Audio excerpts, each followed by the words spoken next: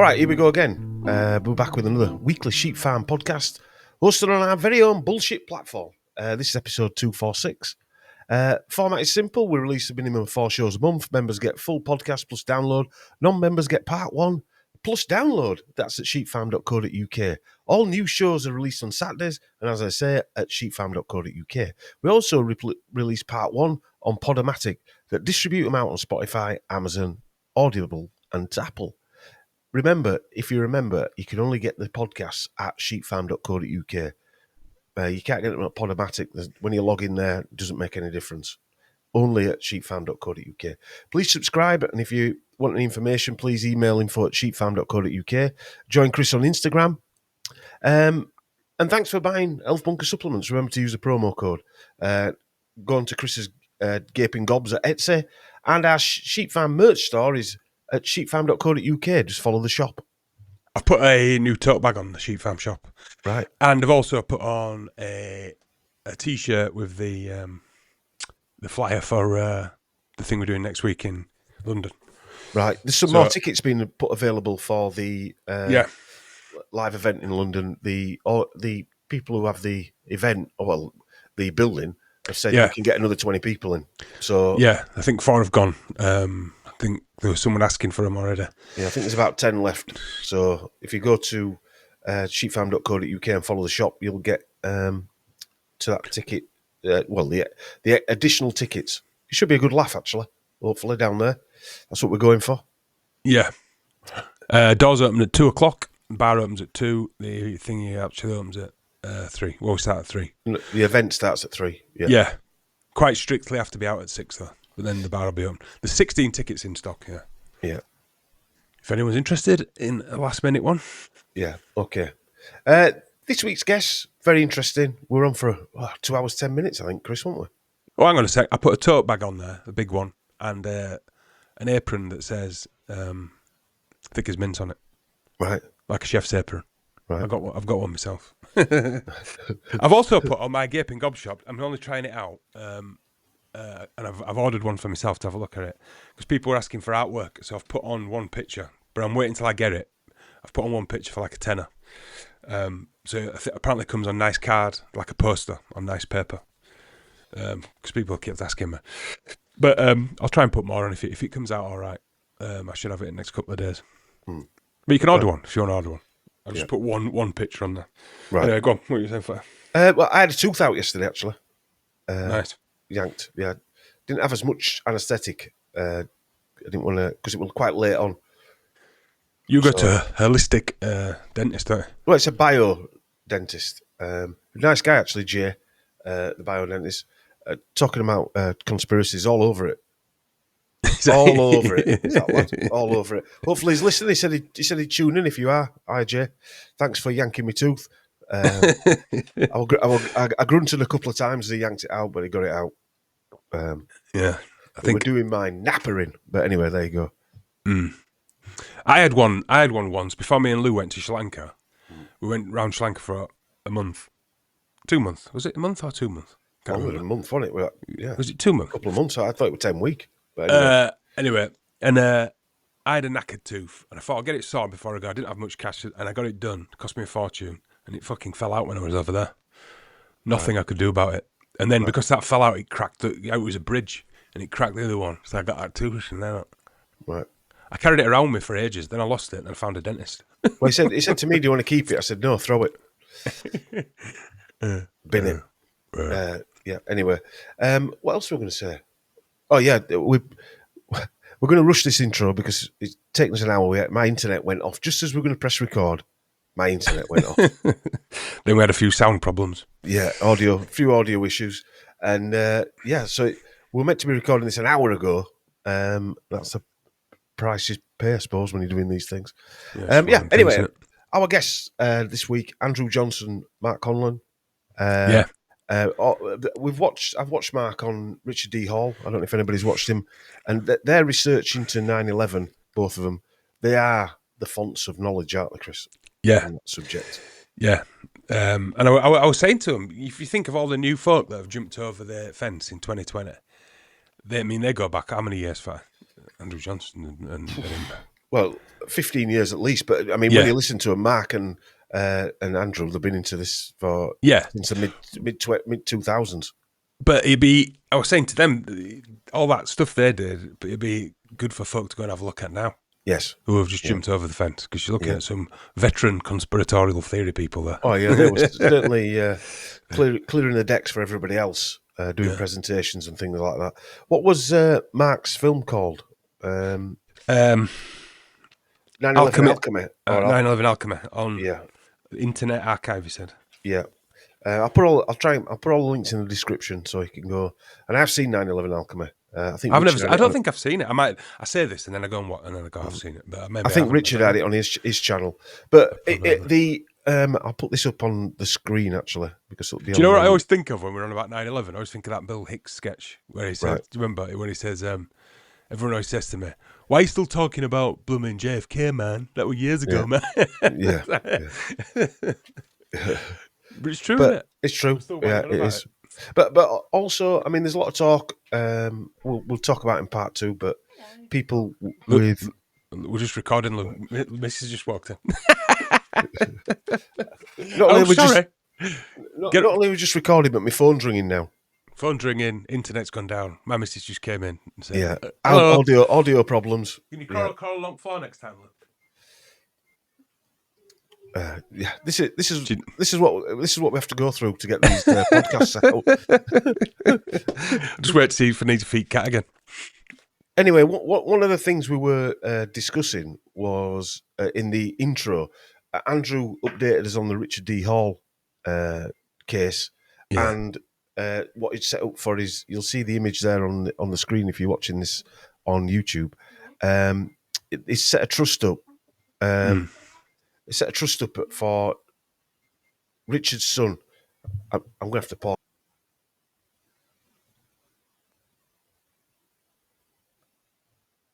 All right, blooming neck.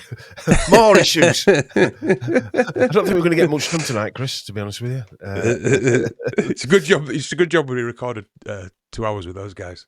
It is. Because every time we try and do something, it's just going wrong, isn't it?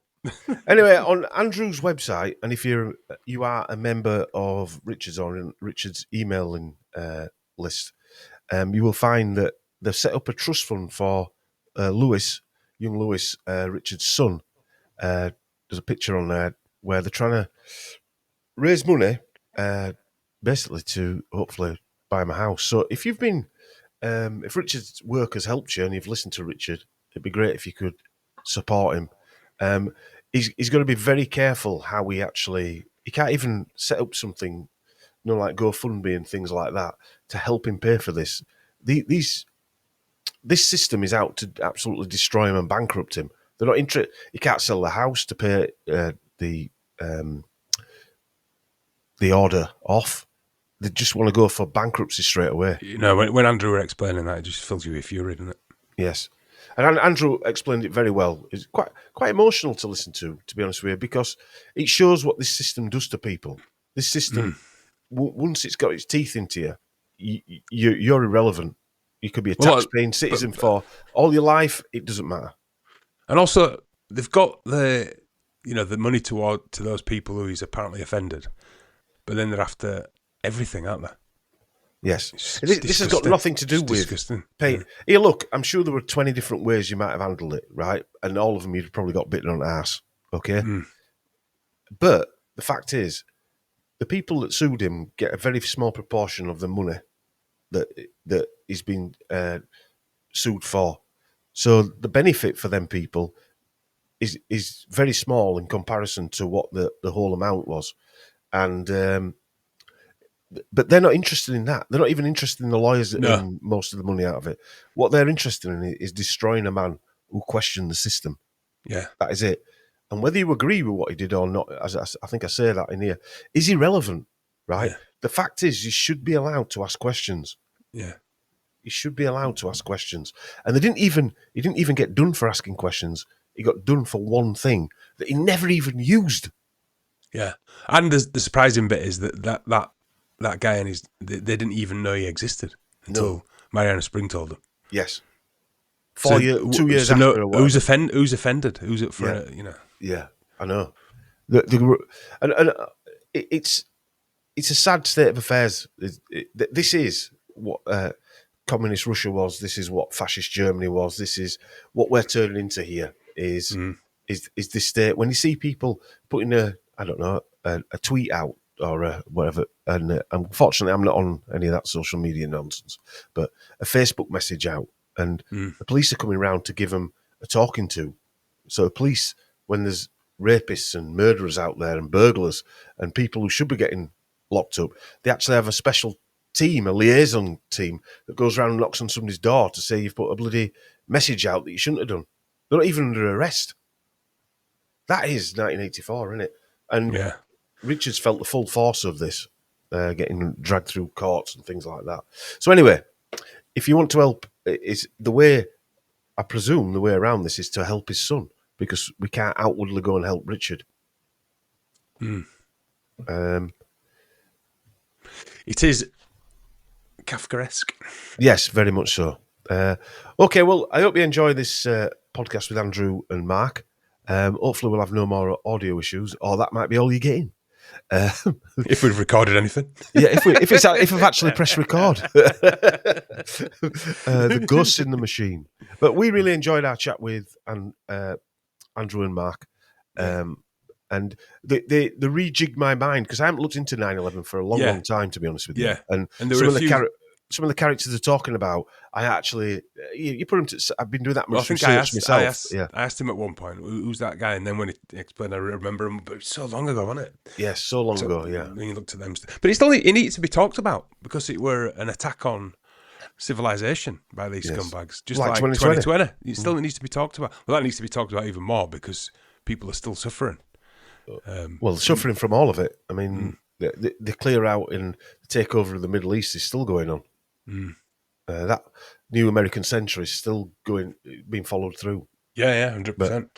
But Tony Blair will sort it out. He's the envoy of peace and love. Envoy of peace for the Middle East, even though he killed 1 million people there. Yeah, very nice. And now he's divvying up Gaza with old fucking Golden Boy. Yeah, golden balls. The orange man. Yeah. Okay then. If you join us in part 2, we'll see you there. If not, we'll see you next week. Bye. All right, welcome back. This is Sheep Farm Podcast, episode 246. I think I've got that right, Chris, haven't you? Yeah, 246, yeah. He's grown a luxurious beard this week. Yeah, Missy said it makes me look sexy. Right. You said that twice now. I know. When we're off camera and then. And it makes me feel a bit queasy. Yeah, me too. I'm yet to see any results. What sort of result were you expecting? I don't know. I've got an headache. Is that as close as it's going to get? But I said before when we're off before we started recording, it's very Russell Brand-esque. And you said 2 words to me. Yeah, we can guess what they were. F and off, yeah. Right, well, we've got 2 great guests with us tonight. We've got Andrew Johnson returning. Hi, Andrew. Hello. And we've got Mark Conlon as well. Hi, Mark. Good to be here. Thanks for inviting me. Yeah, nice to meet you. Nice to see you again, Andrew, and good to meet you. We're going to be discussing 9/11 on the 24th anniversary. I think I've got that year right. It's nothing special, 24, apparently, but next year might be a big one, 25th, quarter of a century, but whatever that means. I can't believe it's 24 years. Can you guys? Yeah. No, it's pretty amazing. Yeah. I was just thinking it's 5 years since the Soviet Union locked us all down, and that's gone really quick as well. 5 years, and so 20 years. That's a generational leap. That is a generational leap, isn't it? 25 years. It's astounding, really, how quick it goes and how quick it's forgotten. How quick people are going to football matches or pop concerts and things like that now, and forgetting that just a few years ago there were talk about having to show the papers as you walked in. Okay, well, what I'd like to start off with is an update on Richard D. Hall's. Can't even call it a case. It's just ridiculous, draconian, whatever you want to call it. We are living in some kind of USSR gulag, aren't we? Yeah. Yeah, more upside down by the day, fat. It is. I mean, I was just saying to Mark when you dropped out earlier on, and Andrew, that me and my eldest were having a cup of coffee, and a guy walked past. I'm saying a guy, wig on, full dress, and high heel shoes, legs like mine, tree trunks, walked past, very dainty, and how quick that's been normalised. And I was actually looking at a concert in at Glastonbury, 2010, and I purposely looked at the flags. That's why I was looking at it, and there was no flag. There was no rainbow flag at that point, right? So that's 2010. I moved it on and went through the years because it's very easy to follow the years through. And it was about 2015, I believe, if I remember, where all these flags started appearing. Yeah, Flag for everything. Flag for everything. Well, someone sent me an Instagram clip today, I think, or yesterday, and it was of, when someone go to Disneyland and they meet a Disney princess, and the Disney princess takes them round. Guy turned up with a moustache, Right. dressed as a princess. So the guy who were obviously there videoed it, and I said, I'd have asked for a refund. You'd probably got done, wouldn't you? Yeah, Had a full on moustache, just a bloke with a moustache. You weren't even a wig or all like that, just a guy with a moustache and a dress on. Mental. I don't. Well, we're limiting some kind of satanic. That's not a Disney princess, is it? Not my version. It might as well have been you with a beard. Anyway, before we go into madness, let's get an update on where Richard is with his so-called case.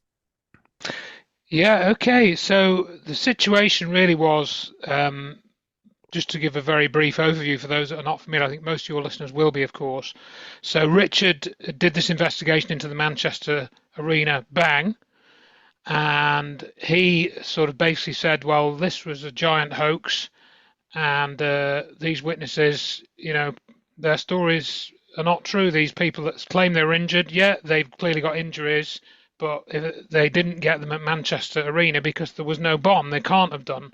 So that was the basic thing that he was saying, with a lot of detail and evidence and study behind that. And so two of these alleged victims, then after a Panorama program, or around the time a Panorama program was made in October 2022, they basically started a case for harassment against Richard, and it looks very much like they were put up to this by the BBC. And these are all my words, not Richard, by the way, for anyone that's listening. And so they started harassing Richard, and he was lumbered with a court action for harassment for damages for up to £50,000. That case was then heard over a period of time. And people talked about him going through the common law route and all of that. I think you've probably talked about that on your podcast a few times. But Richard decided against that. He did think about that, but he got various bits of advice and he decided against that. So the case went to court, and various hearings back and forth, and incredibly, they wouldn't let him submit any evidence about the Hibberts, these people that have sort of put the harassment case against him through Hudgell solicitors. And he was told then to pay £45,000 in damages, but the kind of joke of it really was that there was over £200,000 in costs. So the damages, Richard got loads of donations. He's had loads of donations and paid all his legal fees, and he could have paid all those damages off. But what's happened is they've now footed him with this, I think, £279,000 bill, and now this sort of brings us around to the appeal. They're forcing him into bankruptcy, and again, there's a sort of process that you have to go through to make somebody go bankrupt. It's not just bang, it's done overnight. There's various stages, but what they did was there's meant to be a local hearing, or there was meant to have been a local hearing. This was like about 2-3 weeks ago now, 4 weeks ago maybe, where Richard asked the local magistrate to set aside the bankruptcy because he's got grounds. He's going to appeal. He's going to take the appeal to the Court of Human Rights because it's a human rights abuse that he's suffered against his freedom of speech. Because that's what really he's had all along. He's had a freedom of speech right to say what he likes about these witnesses, and they claim harassment, yet they hadn't heard about his research for like it had been out. Richard's research had been out for like 2 or 3 years, and they hadn't heard about it at all. So how does that amount to harassment? It just makes absolutely no sense.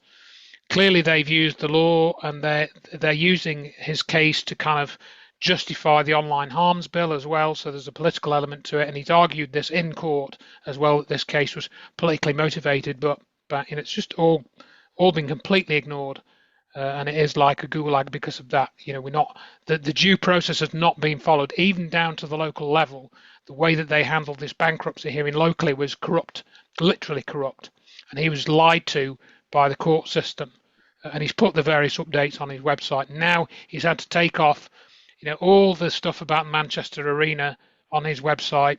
He's taken, I think, just about all of that off. He had a court order to do that, and if he speaks about it at all, or he links to a post about it, he could have 5 years in imprisonment, because this is what happened to somebody else who was in a similar situation a few 2 or 3 years ago. I forget the name of this person.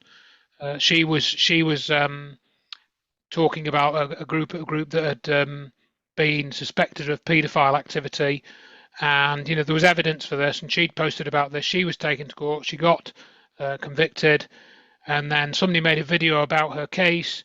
And then somebody else, she posted a link to that video. She didn't make the video. She posted a link on her Twitter feed or whatever, and then she got 5 years in prison just for posting a link to a video that she didn't make about her case.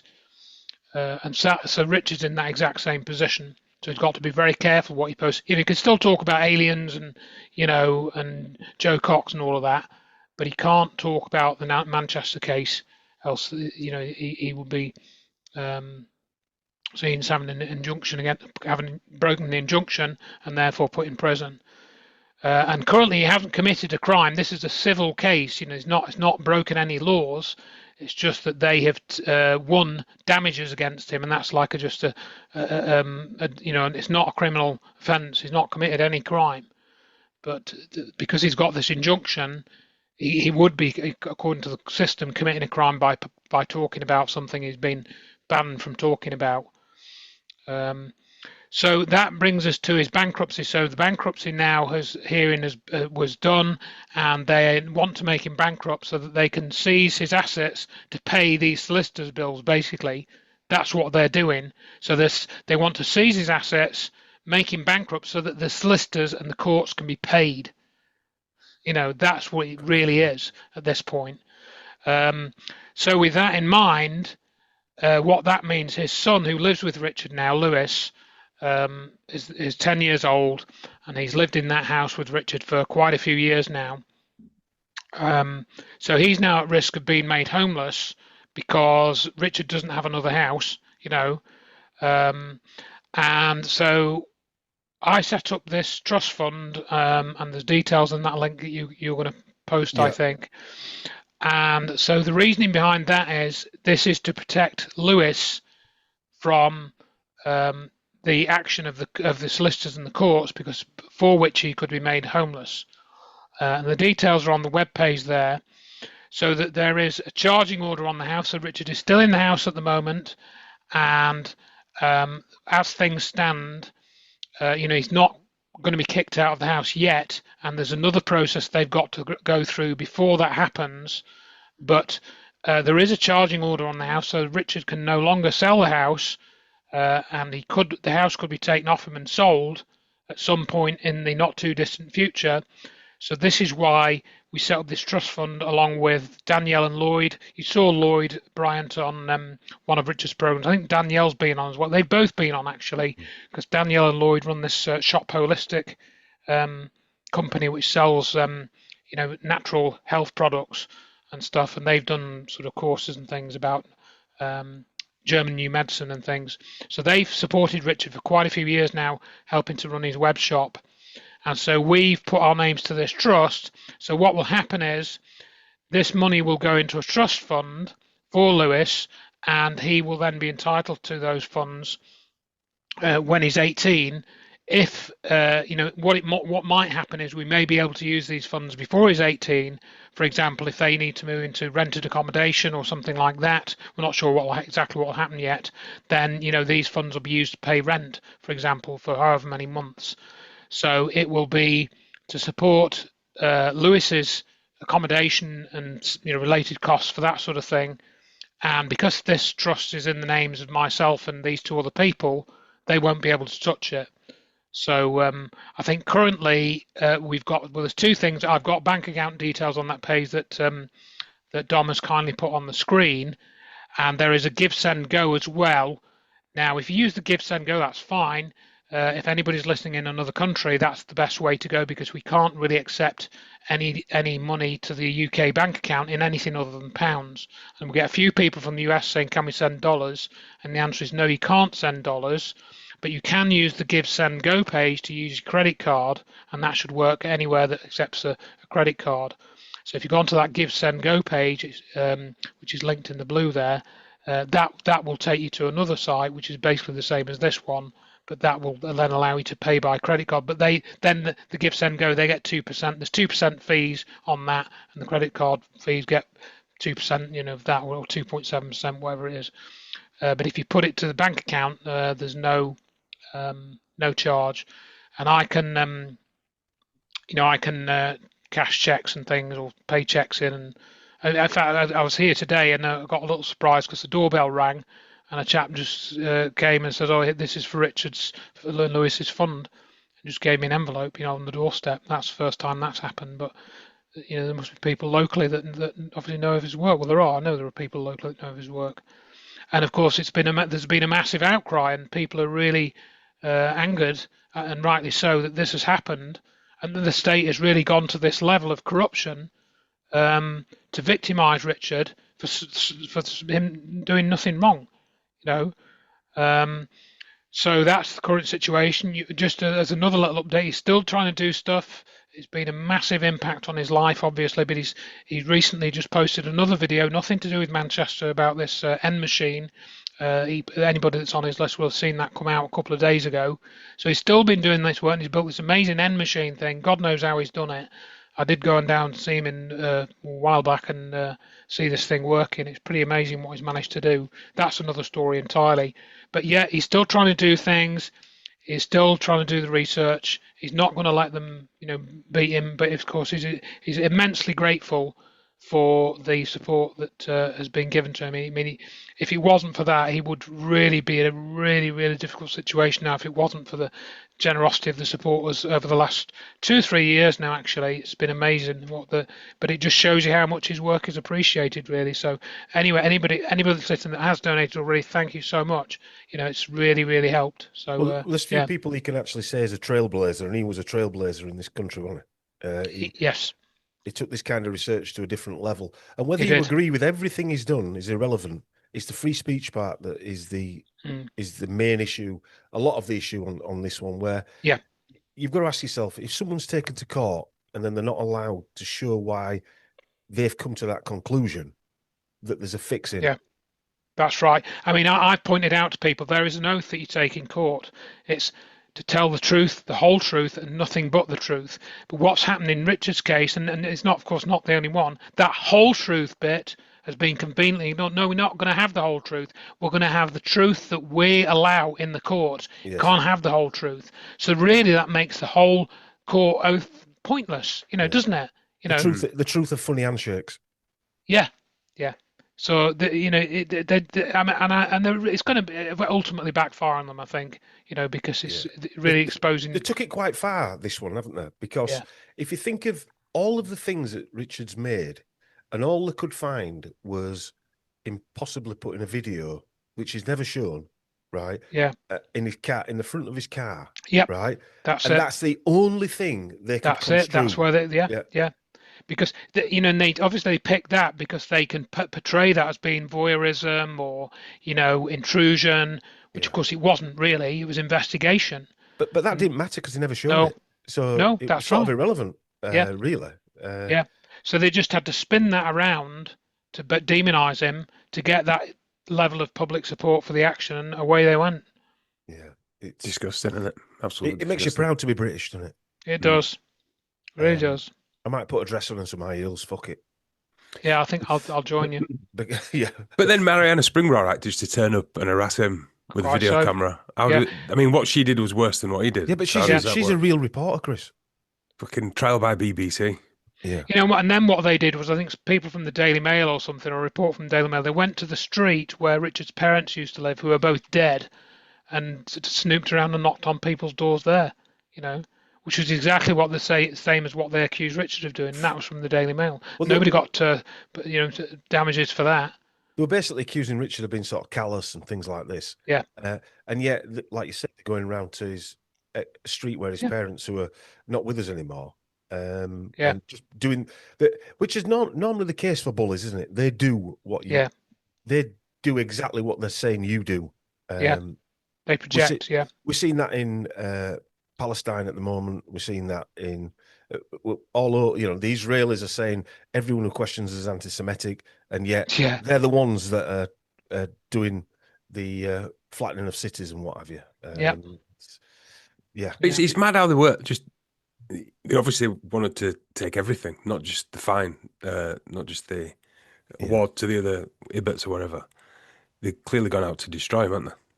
Well, of course, he's done a lot of things which are very damaging. The Joe Cox investigation, Derek Bird, the Didcot as well.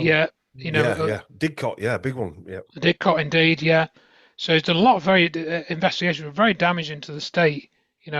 The Bridgewater suicides a few years ago, he investigated that quite thoroughly. Clearly McCann. And of course the McCann thing, the big one. So they've got a really good reason to go after him, And he was one of the first to get all of the vials as well. I think that was the one, me personally, the vials, where he showed that there was things in there that probably shouldn't have been in there. They all started happening very rapidly after that, didn't it? Yeah. Well, Richard, I won't say what it is here, but there was a particular thing that Richard thinks triggered off this action against him. And that was a bit of investigation he was doing related to Manchester. So he thinks that, that they did have a sort of extra reason to come after him at that point, but you can't be sure that was the exact reason. Yeah, you'll never find out the exact reason. Probably not, unless we're lucky, if that's the right word. But just like what we're going to discuss in a moment, 9/11. You could see the front perpetrators, but you'll never probably get behind the curtain and see somebody pressing a button here and there. That's the downside with it all, isn't it? But I mean, I won't hark on about it, but the evidence that he wasn't allowed to show, and I know they came up saying that he has to show a video of them two, the Hibbets walking into the arena, and they said it was too gruesome. But he was asking to be shown the video walking in, not the explosion, which happened whatever an hour or whatever ago, away from them walking into the actual arena. They can't even show that video. No. But what's happened for the state is also very bad, because they've now got two new books coming out, one by Professor David Hughes and one's already out by Ian Davis, and they basically did their own investigations and came to the same conclusion as Richard. So that they can't be gagged.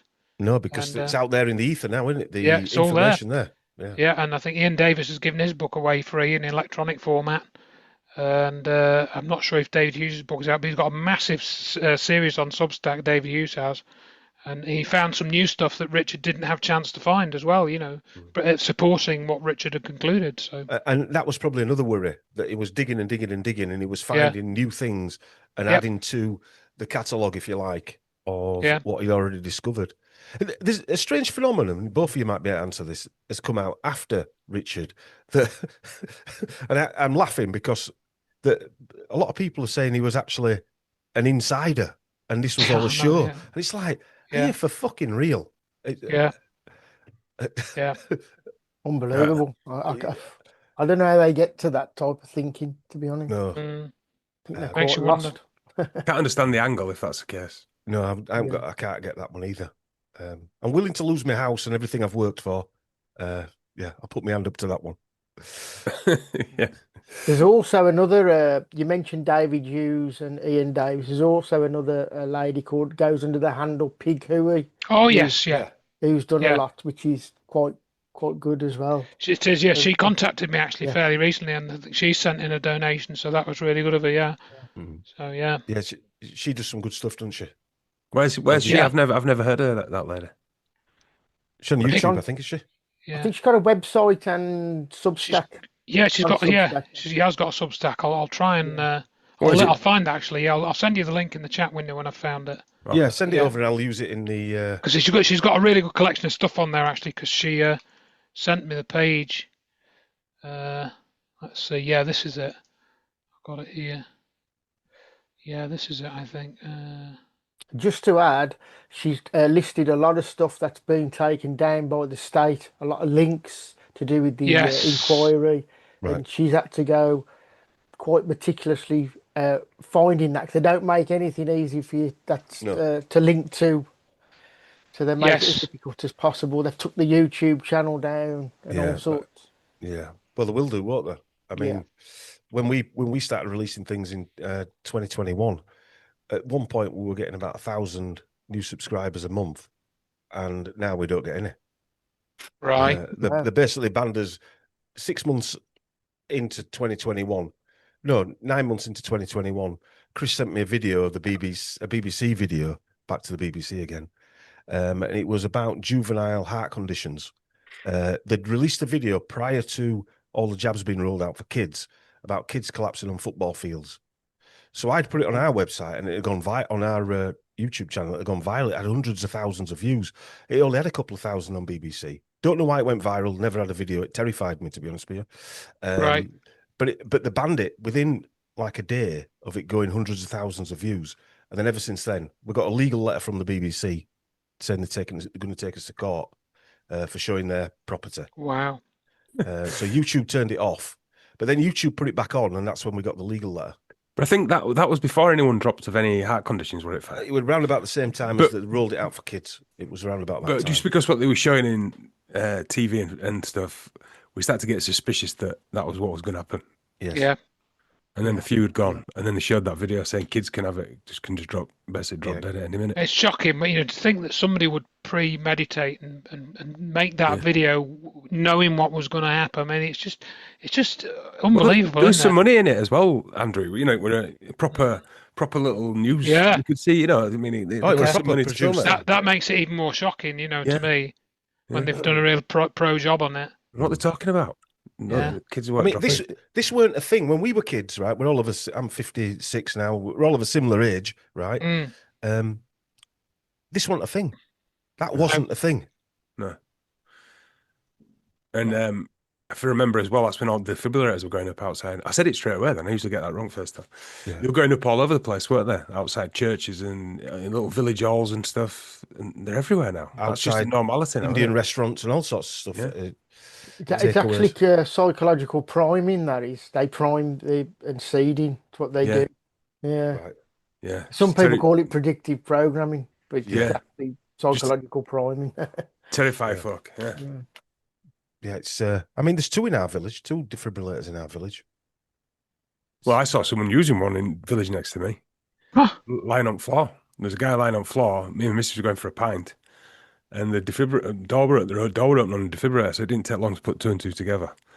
So they'd gone out and done it to someone in the street. Well, that were a night when your missus didn't think she were a cat. We said that joke off air, by the way, so no one will know what you're talking Nobody will about. know what we're saying. Chris, before we started recording, Chris said, "I'm going to have to go feed this cat because it's meowing." And I'd told these guys a story about my son having two people in his class who think the cat. Yeah. Well, not his And class, in his year. Yeah, and I said it weren't a cat, it was Mrs. Yeah, so anyway. That's what that meant. Yeah. So if you hear any meowing, it's Chris's missus. All right, we're going to move on from that. So it's pretty serious, but you've got to keep. I always think you've got to keep it light-hearted because it drags you into the mire with it. Because we've been brought up thinking that we're in this society that takes care of its people that are paying taxes and all this type of stuff. When in reality, as Richard's proven, it's here to shaft you. And we discussed like evil China and evil Russia and this and that. I mean, This is just if you think how it's got between 2020 or even 2000 and now, those five. I mean, the things that we're discussing now, it's fucking insane, isn't it? It's insane. We're in an upside down world of insanity. Yeah. Anyway, okay. put it lightly. Well, I wish Richard the best and his family, and let's help him out because I'm sure a lot of people have listened to him from 2009 when he started, and they've helped a lot of people. He helped me. I've mentioned this a lot time. I had Lyme disease. I was quite ill myself. I was listening to these two boys on Richard's channel. I remember the day I came up to your house and you got it on the TV and you said, look at this, look at these, what these guys are talking about, Chris. Well, you're going back a few years there. That was when they were on TV, before he did his own show. What was that? We're on TV. We're Edge TV, Edge Media, wasn't Edge Media, That were it, yeah. I remember you showing it, man. Yeah, because I'm thinking, God, there's people that actually think like me. I'm not that nuts. And they're on telly. Foil that off. All right, then. We'll move the discussion on to 9/11, which I suppose is one of those subjects that probably woke a lot of people up. Like a lot of people came alive in 2020 and had that massive download. I think for a lot of us, 2001, 9/11 was the time when we had that massive download. I think we can speak for all four of us here. No, not me, actually. In fact, at the time, I wasn't really that interested, if I'm honest. It was when we went to Iraq that it started to boil my blood, and then I kind of retro look back. Yeah, and then look back. That's when I started to think. I was suspicious of the thing. What was that book? Something I always find weird. That Michael Moore book came out. Do you remember Stupid White Men? And that was in Waterstones and stuff. So they were pushing the conspiracy theory. A version of it anyway. I was living in London at the time, and everyone were reading that book. So they were. I suppose like the JFK thing. There's there were books saying there was another fringe magnet. Do you think pushing people off? I don't know. I don't know what the reasoning behind that was. But in that book, he was describing that they got the Bin Ladens out of the country and all this stuff. So there was a lot of juicy stuff in there. I can't remember how far it went. I did read it at the time. But then when the Iraq War happened, that's when I started thinking this is fucking nonsense. And then look back at then look at the cause of the Iraq War, if you like, I suppose. Yeah. And so where do you stand, Mark? Where were you when 9/11 happened? What were you actually thinking when you saw it unfolding, for want of a better word? Yeah. Well, I didn't actually see it unfold. I was listening to it on the radio at work, and it wasn't until I got home around about 10 past 5, something like that, I seen it, all the replays and stuff. So, but I thought, oh God, we're gonna have a big war here, I was quite geared up. Didn't sleep very well, I remember that, and I put a video in the video recorder and recorded some of the press conferences they had, with Giuliani and that were going through the night. And I was waking up periodically, watching it and then nodding back off. Did you keep those videos? They are somewhere. Finding them's an absolute nightmare. So I've got a lot of stuff, but I've been trying to digitise stuff recently and the last few years. Could be some gems in there, couldn't there? Yeah. I mentioned to somebody the other day I was in Malta, and me and my mate decided we had a night flight to Malta, and we got drunk, and then stayed up. It was a great idea when you're 25 years younger. And then we fell asleep. So we woke up to it, somebody ringing me saying, someone's flown into the towers. That was I said. I thought they were taking piss. And I were half hungover and what have you later on. And so that's my sort of tale. That's where I were. What about you, Andrew? Yeah, well, I didn't wake up to 9/11 until about 2003, 2004. When it happened, I had the same reaction as kind of what Mark described. I thought it was going to be another war, and I was really I remember I was at home when it came on, and somebody told me about it, and I switched the telly on. I think it was about 2:00 in the afternoon when I saw it, and I thought, it must be some sort of coordinated terrorist attack. That was my immediate reaction.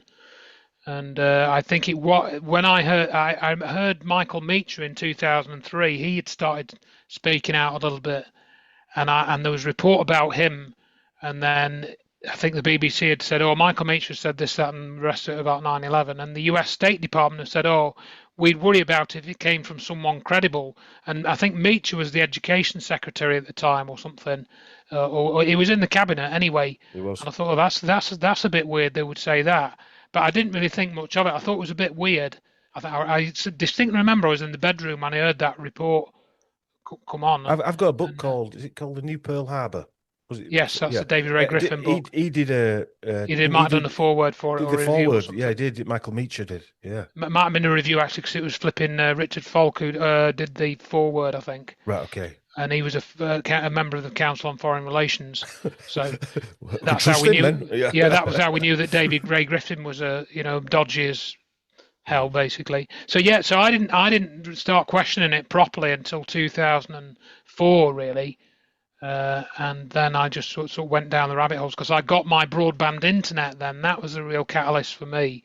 That's when I got my broadband internet, and I've been working at home since 1997 primarily. I've worked in other places as well, but I've had a home-based job since 1997. So that gave me a lot of freedom to do a lot of research, for a lot of the time. And that's how come I kind of found all this stuff out in fairly short order. By mid 2004, I knew that the official story was total pack of lies, and I was going out and giving out leaflets and doing. I went to this thing in London with the UK 9/11 Truth Group. We managed to sort of tack on to the end of the Stop the War March, and that was there's a little bit of history to that because. It was soon after that I encountered David Shaler, because he'd been through the mill with and if you think about this is even more interesting now, because David Shaler revealed that there was a plot within MI5 to kill Colonel Gaddafi. Wow. And then he was done under the Official Secrets Act, and he went on the run to France. He came back, and he was in a bit of a state after that. So by about 2002, when that had all died down, because that was 1998 when David Shaler, went through the system, much similar to what happened to Richard in one sense. And then he'd got involved with Stop the War, and David Shaler was going to all these Stop the War marches and saying, no, don't make war, but this is why. And maybe he told the story about the Gaddafi plot. I don't know. I didn't know him then. But then he started talking about 9/11. And then when he started talking about 9/11, Stop the War booted him out, says, no, you're not coming to any of our marches anymore. And that's how I came into contact with him, because he was speaking out about 9/11, and there was a group in London, and I think I went and met some people there, and he ended up coming to my house, David Shaler, and he stayed in my house. That was in 2005, and we showed that Loose Change film, if you've ever seen that Loose Change film, the Dylan Avery film, and that woke a lot of people up, I think, because that was a pretty well made of its time, video for the time. It's quite well edited, and it was quite short, and it was quite punchy, and it had quite good. He had some good sort of backing music and some, I don't know, it wasn't drum and bass, but it had, what I mean. Yeah. And that really, but I think brought quite a few young people to question it. And this I was showed all that pre-social media, weren't it? Roundabout. Yeah, it was. Yeah, we're talking 2005, 2004, the explosion 2005. of social media, anyway. Yeah, it's pre that really. I think MySpace might have been going then, but that MySpace never was always a bit shy, wasn't it? So then I showed that film at a local cinema, and I asked David Shaler to come and speak while we showed the film. So I hired a local independent cinema in Derby, and that's now been knocked down. It's literally just been knocked down, the building house, like a couple of weeks ago. And we filled the cinema. We got about 150 people because he was there. Everybody knew who he was. And if I just had done that myself, put the film on, I would have had 2 people showing up probably, because he was there. He filled the cinema. Annie Mashon was there. Annie Mashon's the whole of the story, by the way. Yeah, I'm going to say, yeah. It's interesting though, isn't it? What these things trigger. I mean, with Dysphoria and like Richard and hundreds of other people researching. I mean, we're just citizen researchers, really, aren't we? We're not anything special. We just question things and see where it goes. And I know by saying that, you're presuming that journalists are special. Fair point these days. Fair point. Yeah. Well, they claim to be special, though, don't they? I think that's the point, Chris. And we're now realising that's just a charade of bullshit, isn't it? Yes. Yeah. I think journalists are generally, in the main, I think most of them I've come across are very lazy, and all they want to do is get the right number of words into their article so they can submit it to the editor for the deadline and get paid. Yeah. I'd say that's how journalists. And I never realised that. There's a few that are not like that. There's a few exceptions. But you take somebody like John Pilger, for example, and some of the hard-hitting stuff he was coming out, and Greg Palast. Yeah. They were two really heavyweight flipping They were journalists. at one point. And I was thinking they've got to talk about 9/11. They must, and they never did. But we've seen we've seen it with COVID, haven't we? People don't want to talk. Same People sort of thing. don't want to discuss it. You know, you can have Roger Waters kicking off about Gaza, but he won't even touch that subject. So Matt, which film did you see at that point, Mark? I'll rephrase that. Which is the best film that you've seen that sort of can explain it? Not saying all of it in one of those sort of early films. Oh, the early ones. The first one for me, which was a referral off an early internet radio show called Black Op Radio. That's how I stuck. Yeah, Leno Sonic. It was In Plain Sight. All right, yeah, I watched that. Yeah. I watched it. I bought the DVD. Yeah, I actually ordered it and got the DVD, and that sort of got me a little bit catapulted. But I was a little bit into it a little bit before that because of Black Op Radio. They'd had people like Tom Floco on talking about the insider trading and all that stuff. And he mentioned the film Loose Change. That catapulted me onto when they had Dave Von Kleist on, and then they had this Tom Floco talking about Loose Change. And I actually got Loose Change and then the second edition, which I think was a bit better. More flowing. Yeah. And that was the real thing then. You printed your T-shirt off, you were able to do that, investigate 9/11. And then William Rodriguez was doing his tour and stuff, and I met him, and Andrew brought him over, and I've seen him. Yeah, he stayed at my house, really, Rodriguez did. Well, mate, it's like a shrine, your house. And you got YMCA living there, Andrew?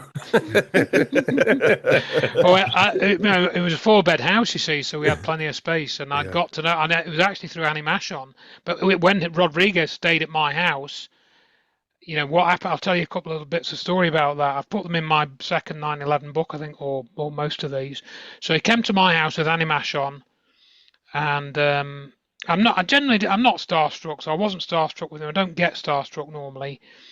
And but the first thing was he got his laptop out and he wanted to talk to his it's either his partner or his girlfriend or something in Puerto Rico, wherever it was. And he whipped his laptop out and he asked for my Wi-Fi password. And he's like all over this laptop, you know, and he clearly knew what he was doing. He was a very competent user, you know, so I noticed things like that, having sort of got my first computer when I was 16 in 1981, you know. Do you mean like me and Chris, we just press one button like this? But he was all over it, right? And I thought, that's not a janitor. He's not a janitor. Or if he is, he knows a lot more than just being a janitor. So that made me a bit suspicious of him. And then there were a couple of things that happened in the house. I thought, there's something weird about this guy I don't like. And then when he left, he didn't thank me or my wife at all. He didn't say, "Oh, thanks for putting me up," because we gave him a meal and everything. No thanks at all. And the way he behaved at this talk was all a bit weird as well. And so I took him down to Birmingham, and then he in Birmingham he was on the Janice Long show in Birmingham. See, Janice Long used to have this show in Birmingham back then. This was 2000 and would it have been 2005? No, 2007. I think this was. And he then started directly ridiculing Wood and Reynolds in that Janice Long interview, saying they come out with this crazy, wacky theory about space beams. And I thought, no, he hasn't. And then we had this other weird episode where we were waiting to go in. It was actually just before the Janice Long interview. And we were waiting at this cafe just outside. And he said to Annie Mashon, he said, the story of 9/11 is a bit like the story of Jesus. And he looked at Annie Mashon and says, you're like Mary Magdalene. And he looked at these two other guys, Anthony and John, the two other guys. Those are the two of the apostles. And he says, who can be Judas? And he says, Morgan Reynolds can be Judas, he says. And I'm thinking, Morgan Reynolds can be Judas. And for those who don't know who Morgan Reynolds is, he started a court case based on what a lot of Mark's been talking about, the plane issue, study of the planes back in 2007. It was around the time that Rodriguez had come over, and yet Rodriguez is sort of describing him as a traitor, even though Reynolds didn't believe the official story and actually started a court action against, well, not against the government, but essentially against the government. And I thought that is so weird. Sorry, Andrew. Just to go back, who's Rodriguez? I don't know who that is. So Rodriguez, he was claimed to be the last man out of the World Trade Center when it was destroyed. He was a janitor. Right. Yeah. Sorry. Hong Kong flu. He did this last man out to us. He was Puerto Rican or something, and he was also a very good speaker. He was I saw him in 2004 when the Jimmy Walter event happened, and he was the best speaker. He knew how to grab the audience. Even then I thought, is this a janitor? And also, when you were on about his laptop, you're going back quite some years, so they were quite rare at that point. Rare-ish. I mean, they were rare-ish. And then the next day he was snogging Annie Mashon as well. And I thought, flipping heck, I saw him doing it, or heard him doing it, and he was on the Skype to his girlfriend the night before, and I thought, you flipping two-timing git. I was like a lovely fella. Did he have a beard? Yeah. No, he didn't. What are you talking about, Dominique? Just to say, there's a lot of parallels with William Rodriguez's account. Yeah, go on. People with Kenny Joe Hanneman. Yeah, I later found that out. Yeah. And it's Kenny Joe Hanneman's no longer with us. He apparently committed suicide, I think. Yeah. Which one was he? Sorry, Mark. Just There's an actual account of a guy called Kenny Joe Hanneman, and his account is very, very similar. Well, almost parallels William Rodriguez's. And he was a janitor, I think, wasn't he? We worked for the ABC, the building company, didn't he? And there's early on, I think he's one of these folks that appeared in one of the news broadcasts from the day they're saying, what happened? The guy shoves a mic in his face and he says, oh, yeah, I was coming down in the elevators and there was this guy there and all his skin was hanging off and I just helped him out to the ambulance. Right, yeah. And that's exactly the story that Rodriguez told, which was weird. Now, of course, Rodriguez could have helped the same guy, but it was weird, like as Mark was saying, that it was very, very similar. I remember that story, yeah. I wonder if the powers that be thought there were going to be people going into so much detail. Good question. Well, they must have done because they've managed the cover-up extremely well, micromanaged it, in fact. And that's one area I became a bit of an expert on, which I'll give you some examples. But just to sort of finish off the Rodriguez thing, when I took him to Radio Derby to give an interview there, because I took him to Radio Derby, and this guy called, what was his name? The guy there, he was good. He did a bit of research, and I was walking along the corridor behind Rodriguez, and this Shane, whatever his name, Paul Shane, it wasn't Paul Shane, I can't remember the name of the radio DJ because this is over 20 years ago, and he said, "Oh, I understand you used to work with James Randi." I thought, well, Rodriguez used to work with James Randi. Do you know who James Randi is? No. James Randi was the arch debunker of all psychic phenomena, and he whenever you got one of these programs on like psychics or whatever on ITV or something, he would always come on and say, "Oh, there's no such thing as psychic phenomena. It's all just trickery and magic. I know because I'm a magician." And he had this £1 million prize where anybody that could prove psychic phenomena to him would get £1 million. But of course, the way he did it was he would always change the rules for what he accepted as proof of psychic phenomena, so he never paid out his money. And so Rodriguez used to work with Randy, and his staged act, he was a magician's assistant. And we'd concluded, I think, at some point, people like Randy all work for the CIA. They're just CIA assets, which probably means Rodriguez was as well. And there's a whole thing with Jimmy Walter. There's a whole backstory there, And when I was finding all of this out, I thought, hang on a minute, this means that this cover-up is like, it's really vast. How deep is that? We're talking of minor players that they've gone into that much level of detail. But don't we find this in every aspect? When like just daft things like Stuart Copeland, the drummer of the Police, his father was a CIA station chief with the highest echelon clearance. Once you start looking into all these things, there's all a controlled element somewhere that leads back to some kind of intelligence or military or bloodline or something link, isn't there? Yeah, I mean, you could say, well, everyone's linked. It's all to do with the 6 degrees of separation. That everyone's linked to everyone else by six, Yeah. sort of degrees or whatever. You can argue it's that, but you know, we had some really weird ones. Like I got involved with this UK 9/11 Truth movement, and I got to know, for example, this guy called Ian Neal. He's dead now. He passed away a few years ago. I was surprised to learn because he was only a couple of years older than me, and I became quite good friends with him. And we were both posting on this forum, the UK 9/11 forum, and we were talking about, I don't know, Rodriguez, Stephen E. Jones, thermite bombs, all of this. And then I got involved with the Judy Wood material in sort of that would have been late 2006. And then by about early 2007, I knew that what she was telling was true, and everything else was trying to cover that up, basically, in short. And I was posting stuff related to that on the UK 9/11 forum, and then this Ian Neal guy came on one day, and he said, "Oh, this Judy Wood, she's a really bad presenter of material, and I guarantee, this is the word, I guarantee that her colleagues at Clemson University would agree with me when I say this." Right? I read this and I thought, Ian, what are you saying? What are you saying? Because he'd said he could guarantee that her colleagues at Clemson would agree that she was a bad presenter, or whatever he'd said. That's not a verbatim quote. It's very similar. I've got it in my book. And I thought, well, that means, Ian, he must have gone round, he must have found all her colleagues at Clemson University, he must have sent them a questionnaire, along that basis, and got their answers in writing. That's the only way he could state that as fact on that post. And of course, I knew he hadn't done that. There's no way he would have or could have done that. So he was lying. Mud, isn't it? He's throwing mud. He was lying. He was lying. And this was on the UK 9/11 Truth Forum. He was lying about 9/11. And that's just one example. And I think that's when I started to say, well, look, let's just form a group called Liars for 9/11 Truth, shall we? Which is what I've had to say multiple times.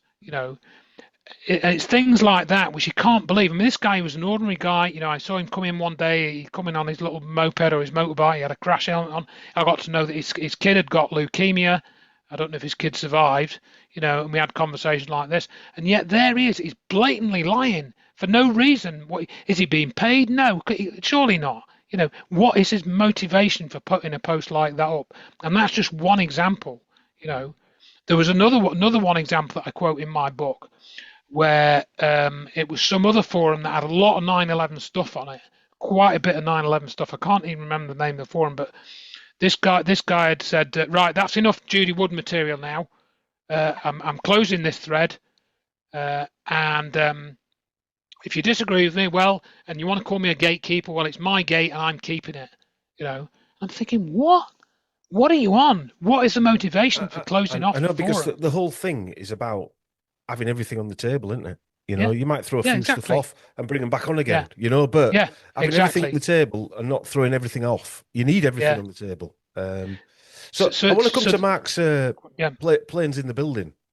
What your research has been looking into over the years, planes hitting the building, because when I saw that, I'll tell a story. My youngest son, when he was about 8, I showed him the actual towers, or he came in while I were watching it, as you do, and this is only a few years ago. It wasn't actually on the day. This was like I was watching it on YouTube, and he said, "That doesn't even look like a real plane." They were his first words to me. Now, I'll let you take it from that point. Were the real planes? You talked about flight 175, I'm guessing, yeah? Yeah. So, no is the answer. Simple answer, no. They'd like you to believe it's real planes, but there's such a lot of evidence now, and a lot of the documented investigation evidence is quite freely accessible now, where it wasn't in the early days. It was locked away. And I've gathered quite a lot of information from that. But if you go back in time when I studied those plane 175 videos, it became clear, similar to what Andrew's experience was when I found out about a cover up that seemed to be a cover up going on to hide something else, and there were some key people involved in that. And in the end, I had to conclude it was quite a deliberate act that they were doing to cover it up, not by accident. And the ones who I name a lot in the early blogs that in articles I wrote, they have never corrected their work or updated it like you'd expect of a good truth, genuine Researcher. truth seeker Yeah. and researcher, and having the humility to, new information comes in, you update. That's never happened. So, but the regarding the Flight 175, that is not a real plane. That's captured in the videos. I've spoke to some of the videographers, um, and they've seen a plane and heard a plane. Obviously, Andrew's done a lot to do with the some reports about that. But there's a lot of varying real witnesses who seen an object in the sky. Now they all vary. Some say they've seen a small plane. We have another guy, English guy, says he's seen a rocket. And there's a lot of video evidence that I've put out there to show why those people were observing what they was observing. Obviously, the cover up for this was put out as it was video fake and it's all CGI. Well, that I've sort of proved that isn't the case anymore. There may have been a bit of tampering after the fact with photographs to make it more convincing, but overall, in real time, there was something in the sky. It was a very clever illusion, very clever technology, which I've tried to track and show the desire of the military wanted that technology developed, and then it went into black budget. And then we've seen it on 9/11. Very, very convincing if you was in the right place. And for other people, it wasn't so convincing. And I'm convinced that that's why they had to run the plane at that particular speed. Well, I mean, regardless of what you believe, aluminium cannot just go through a knife, not like a knife through butter, reinforced concrete and No. steel girders. That's right.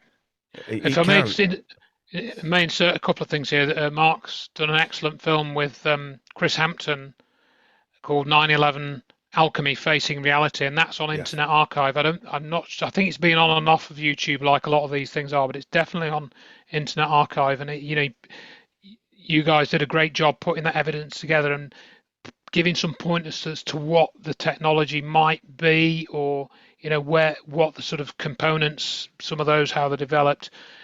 And Andrew, isn't it interesting that we're talking of alchemy, and the guy you were talking about before, Rodriguez, who was working for a guy that was into spiritual, basically cover-ups. Cover up psychic phenomena. There's certain themes there, but I think the alchemy thing.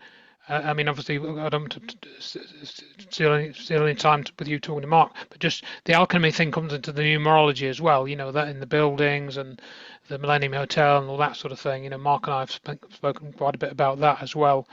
The other thing I also wanted to just sort of tack on to the end of Mark while I remember, or what Mark was saying, is that one of these researchers that was doing this CGI type deal and cover up was Simon Shack, or Simon Heighton, or Hitten, and Hitten means hut in Norwegian. That's why he called himself Simon Shack. Now, he sort of started off quite well and come out with some believable stuff, but then after about a year or 2 years, he said that all the 9/11 video was fake, all of it, everything was fake, and then they started talking about the victims were fake as well. All these victims were not real. And Nico Haupt, I think Mark will back me up on this, was talking about victim simulations. And Nico Haupt was another of these really weird research. He seemed to come out with some really, really good stuff, and then some really way out stuff that seemed to be, he almost seemed to be ridiculing himself. So, and then Simon Shack was saying, well, all the videos are fake, therefore Dr. Judy Wood can't draw any conclusions because she relies on the video evidence in her research, so she must be wrong because it's all fake. But then going on from that, and this sort of ties in, but ultimately back into what's happened to Richard, you see, and if I can explain my reasoning for that. Because what they did, so we had Simon Shack in around about 2010 saying all the victims are fake. There were no real victims, right? And then in 2012, Sandy Hook happened. And when Sandy Hook happened, right, I think it's hopefully really important for people to understand this. The way that that was presented in the news media was different to the other false flags, or whatever you want to call them, in the past. And I thought around the time when I'd seen a bit of that coverage, they're targeting this at the conspiracy thinkers, the conspiracy researchers directly. They've done this operation specifically to target the conspiracy researchers, right? Because they with 9/11, it was much harder to come up with this idea of fake victims because it was pretty clear that there were many, many real victims. With 7/7, actually, and I don't know what Mark thinks of this, I only thought of this fairly recently and I haven't discussed it with him.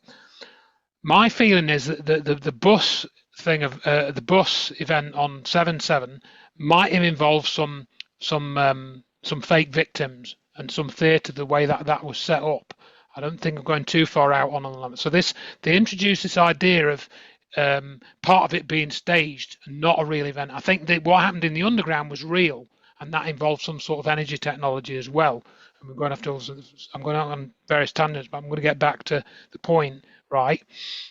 And so when they did Sandy Hook, it became very much easier for the conspiracy researchers to say, "Oh, these weren't real victims." Right. So then what happened a bit after that is you got all the conspiracy researchers going to the parents of these children saying, prove that your child died to me. You need to prove to me that your child died. Right. And of course, the whole rest of the world, and that never happened with 9/11, really. No, we had it a little bit with what Mark's been investigating with the planes, where people say if the planes weren't real, what happened to the passengers? But that he really kind of stopped there. That question stopped there. And then when we get to Manchester, Richard has now found himself in the same position where he's kind of saying, look, you need to prove that these victims got their injuries there. Yeah. And so it's all becomes centered around the victims. Also, and what happened Richard's to trial was at the same time as Alex Jones's, weren't it? Roughly around that same time. No, the Alex Jones trial. No, it's a couple of years earlier. I mean, that was that was about at least a year before they started going after Richard. But what I mean is, it's a similar. You can ring fence it round. That's what I'm trying. For the same type of thing. That's what I'm meaning. I don't mean it is. It is. Yeah, correct. Yeah, I agree with you on that one. It's just the time was slightly different. But the whole Alex Jones trial was probably a charade and it all theatre. You know, and I mean, he was sued for like $2 billion or whatever it was, and he clearly, well, maybe he did make that. Yeah, I mean, he did make a lot of money out of InfoWars, didn't he? But I don't know whether it was as much as $2 billion. But so I think there's been this is where it goes back to managing the cover up. There's been the way that these things have been presented in the media. They've adapted it and they've changed it partly because of social media and YouTube and everything, and that's why I think they did, and it was a lot easier to manage the fake victims than the real ones, if you see what I mean. It was much easier for them to insert doubt and put things out and take things away with the fake victims. Well, I think there are some fake victims, and maybe there were some real ones as well. But anyway, maybe Mark's got some thoughts on that. A bit like the Boston thing, isn't it? As well. That was after, and that was very similar. Yeah. I think with the victims for me with 9/11, I've done quite a bit over the last few years because I've had access to a lot of documents that were classified that become declassified. Now I've built a complete database, more or less, of them documents, and there's thousands, and I've been going through them quite meticulously, and I've found some very, very telling things with the victims.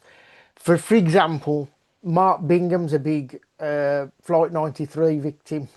Now, in the official declassified document, they actually admit that he wasn't given a seat and he didn't show up on the flight manifest.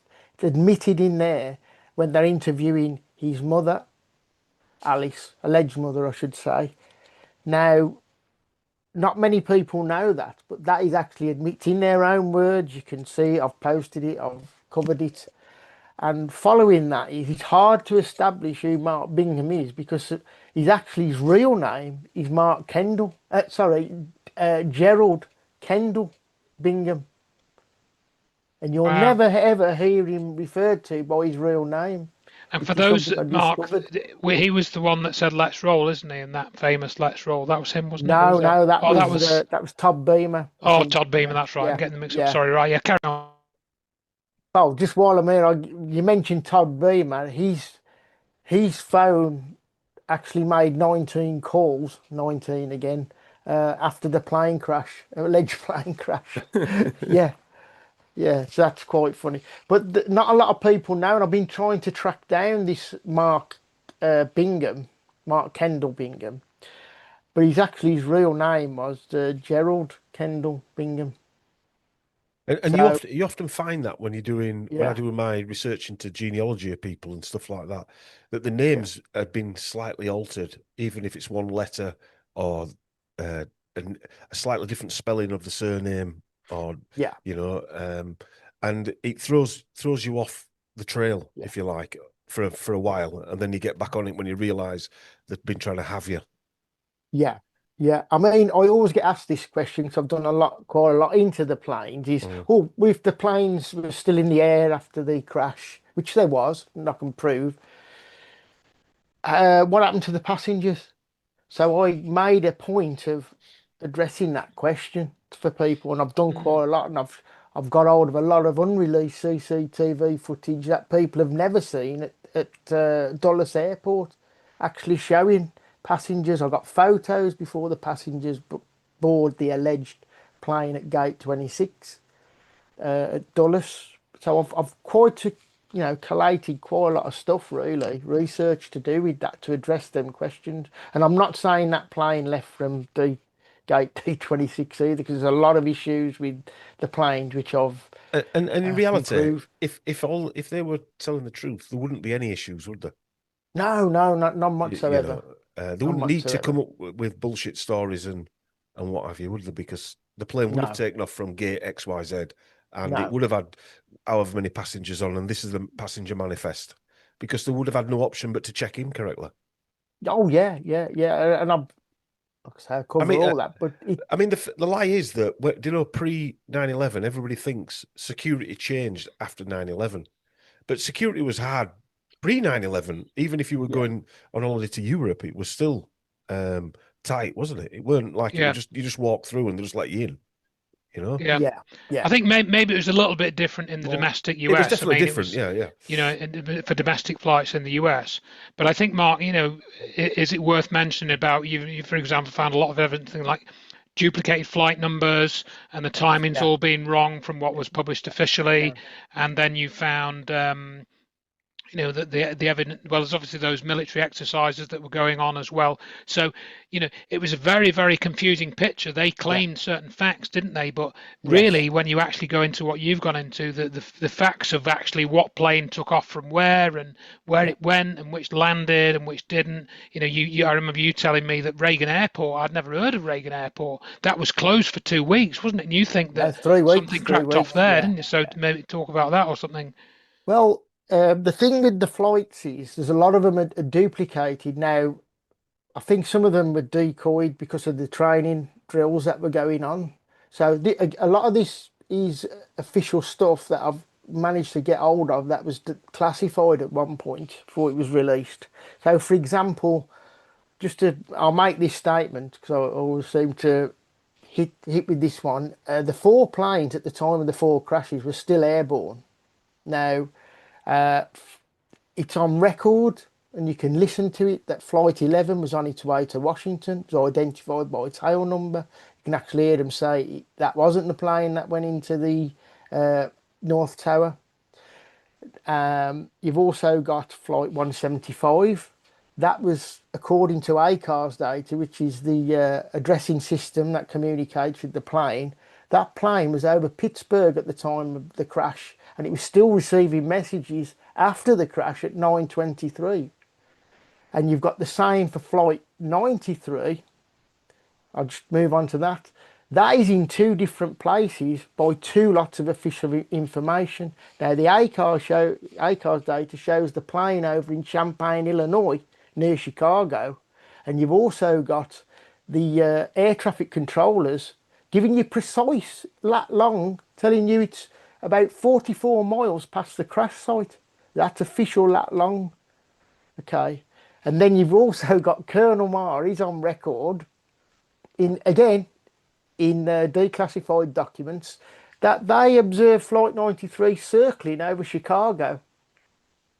Which so you've got two planes in the air, and we've also got data to prove that I think the plane that was over in Pittsburgh near that landed at Reagan National Airport at 10:28, and I've got exactly the same for Flight And that sort of 77. then, when you view the videos of, say, Yeah, the crash site at the Pentagon, for instance, and the other crash site that was just basically in an open field with nothing there. There weren't even a crater, and then nothing, no evidence of apart from a bandana and a passport, no evidence at the trade towers either.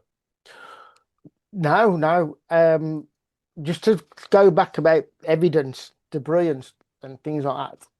I actually have sourced a photo, again, an official photo from Shanksville of alleged debris in a container. On top is a wing that doesn't even match to a United plane. And do you know, I cannot find that wing that's been put into any chain of custody, never been inventoried into any evidential, inventory. There's absolutely no chain of custody to do with any of that debris that was, I feel, was planted. Go on, sorry, Andrew. So that was one of the things that Morgan Reynolds brought up in his court case. For the listeners that don't know, Dr. Morgan Reynolds, he started a court case in 2007 against these people that produced these computer models for the plane crashing into the World Trade Center towers. That was a company called Applied Research Associates. And so he pointed out in that none of the bits of wreckage had serial numbers on them, so they could never, these bits of wreckage, they couldn't actually attach them to a particular plane. And he argued cogently from the evidence at the World Trade Center that wreckage was planted. Like, for example, there's a couple of quite well-known pictures about one of the detached wheels that's come off the plane, and that was actually found under some scaffolding, you know. And he that's all in the document he submitted to the court, you know. So, and this all ties up with what Mark's got. And what the other thing that Mark made me think of when he was discussing those elements there was this stuff has now been declassified, and so it's taken Mark, or anybody like Mark, over 20 years to get access to that information, which is fine because nobody cares after 20 years, you know, or hardly anybody cares. And a lot of the people, and somebody was posting something recently, and I says, look, the people that are involved in this, it was about it was the 9/11 timeline that's just been republished by somebody. And I said, look, a lot of the people that are mentioned in this timeline, they're no longer in office, or they're dead, you know, or as I say, they're no longer in office. So it's fine. They can let that sort of stuff out now, but not the technology, not the stuff to do with the technology, which is what this is all about. What happened to the World Trade Center towers involved a technology. They need to keep that covered up. And what happened with the planes, how they did the plane illusion, as Mark has shown in that film, that was technology as well. They produced a real looking plane with technology. Is that similar to Bluebeam technology? I'll let Mark answer that. There's a lot of simple answer is yes. That's the desire that would have been. So you could say that Project Bluebeam happened right there on 9/11. There's a definite connection there. Yeah, because they had that. It's what they call 3D volumetric. We've called it image projection. People like to use holograms. It's far beyond a hologram, really.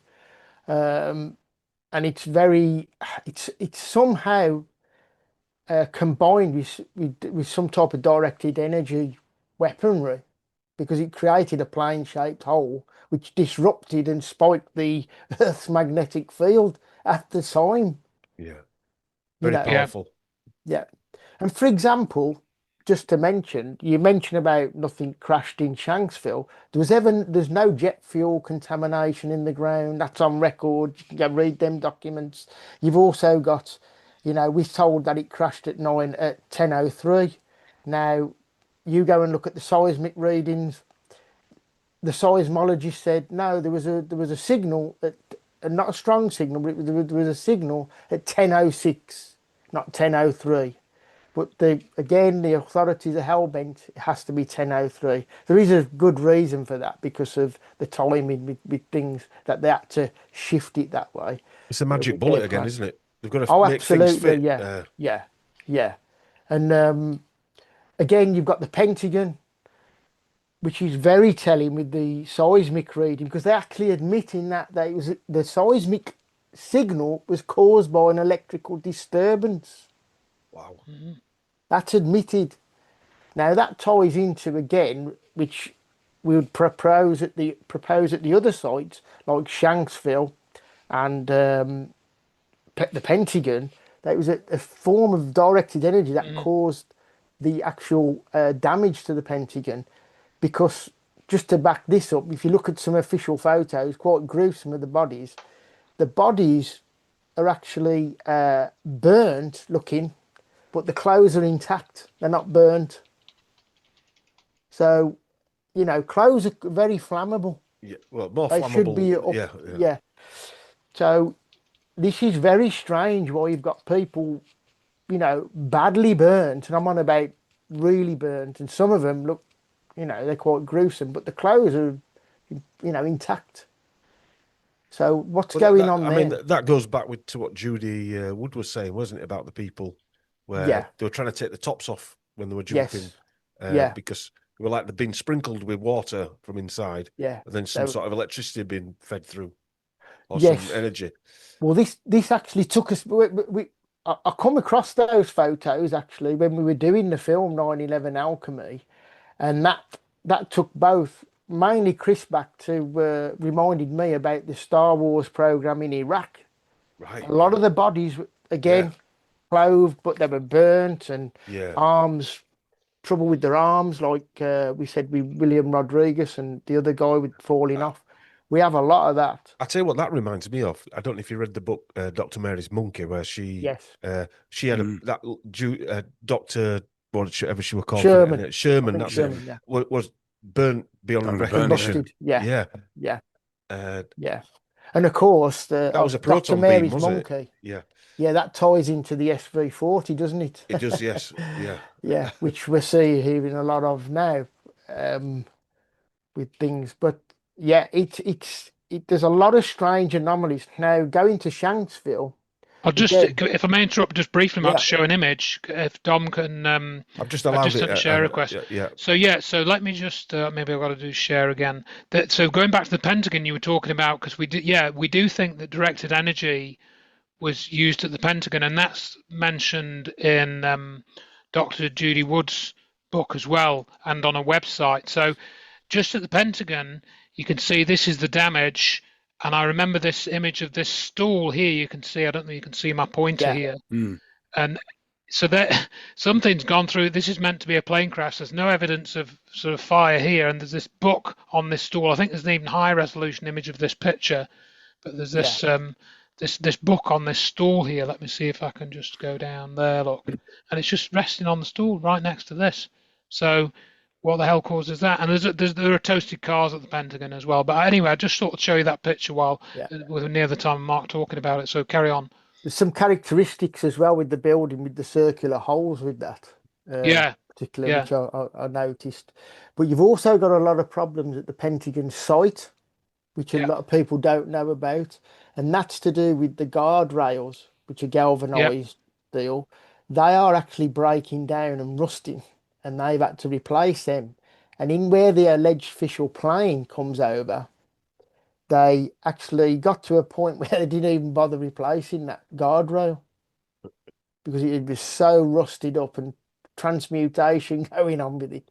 It's unbelievable. And the planting of trees, and you had a lot of people's watch stopping as well, which I'll admit I'm not a chemist, and I did ask Andrew about this. There's something in batteries and watches where you have zinc, which is in the guardrails. And I feel that that's why the clocks were stopping and the Right. wristwatches were stopping Could because be. something upset the zinc or done something with the levels, That zinc similar could be to the particularly guardrails. susceptible to to the Makes you energy. wonder whether they use this technology in 2020, doesn't it? Yeah. Not necessarily. I'm not saying there was anything going on from a viral perspective, but they only have to alter a few things to make a few people feel a bit. I don't know if you've heard of that Professor Giordano, who were going around all these naval bases saying they were going to basically turn people into hypochondriacs. It was the battle for the mind. That's what he was calling it. Wow, I'll send you a I didn't link hear I'll that. send you a link to the video. He was going around like a lot of these US bases, army bases. He works for DARPA. And he was basically saying that they could make a country ill, but it's basically making them ill. Yeah. It wasn't real. It was basically convincing them they were ill. Wow. Yeah. He said he basically said he's a creepy fucker as well, and he said he said if I take you and you make you ill, Try and find the video. and then put some propaganda out there, you'll get the worried ill. Did it call them? Yeah, they worried well. Did they just show pictures of Keir Starmer then, and that made people ill? They showed pictures of Keir Starmer in his underwear that Lord Back Alley had bought bloody him. hell. Yeah. Traumatized. Which crotchless tackle. Yeah. just to mention about Shanksville, again, and the Pentagon, you have water features at these places. They had a big problem at Shanksville with iron in the water. Right. And they had to set something up to extract that out. It's like a pumping well. Now, like I said, you never had any jet fuel contamination in that soil. That's on record, which you should have had some. Mm-hmm. But the main thing is, which correlates with what Andrew was with the crop circles, which was they had the iron microspheres at the Twin Towers were very similar to what the iron trouble they was having in the water at the crater. That's interesting. I haven't in mentioned that Shanksville before. Which is in the film, which we put in the film. Right, I must have missed that. Yeah. And then the other thing to mention on relation to that, Mark, is the Oklahoma City bombing, because there was a water feature there as well after that. So I don't know if we talked about that with you guys. Dr. Wood posted this picture of the Oklahoma City building, Alfred P. Murrah building, in 1995, was it? And that looks very similar to World Trade Center number 6. Yes. And there were toasted cars at the Oklahoma City building as well. So we contend that they used a similar sort of weapon to destroy the Oklahoma City building, the Alfred P. Murrah building in 95.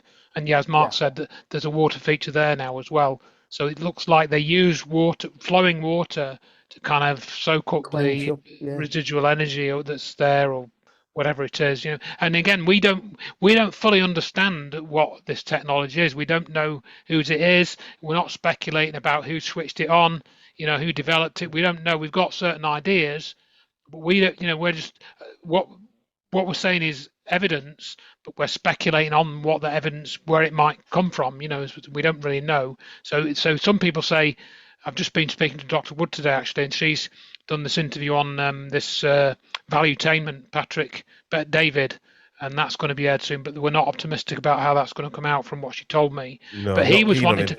No, he was wanting to speculate. She was wanting to stick to the evidence, and he was just wanting to speculate all the time and talk about theories. So, that's Chris a bit watched of a problem. someone on his show who's a victim of satanic mind control, didn't he, Chris? Who was that? Who? On where? Patrick David, valuetainment. Yes. Yeah. It weren't an easy watch, to be fair. Yeah. What's it called? PGN? What's his thing called? PBD. PBD, that's it. Yeah, I rang Dom and I said I just watched this satanic ritual abuse survivor on his. I'd never actually heard of him, if I'm honest. I said, but the guy who's interviewing this woman is fucking horrible. He was this person who's gone through all this trauma, and he was just, I don't know, his interviewing style was just quite unpassionate, I'd say. You know what I mean? You thought you'd have a bit of compassion for someone who's been. Well, again, why have a guest on, right? And just go out your way. It's like a big going on fucking Piers Morgan, isn't it? Yeah. You know, you know what I mean? But why would you go on Piers Morgan? Because you know you're going to get a load of shit. Well, no, but he was pretending he was on side with her, but it was just quite abrasive how he was interviewing her. Yeah, I felt.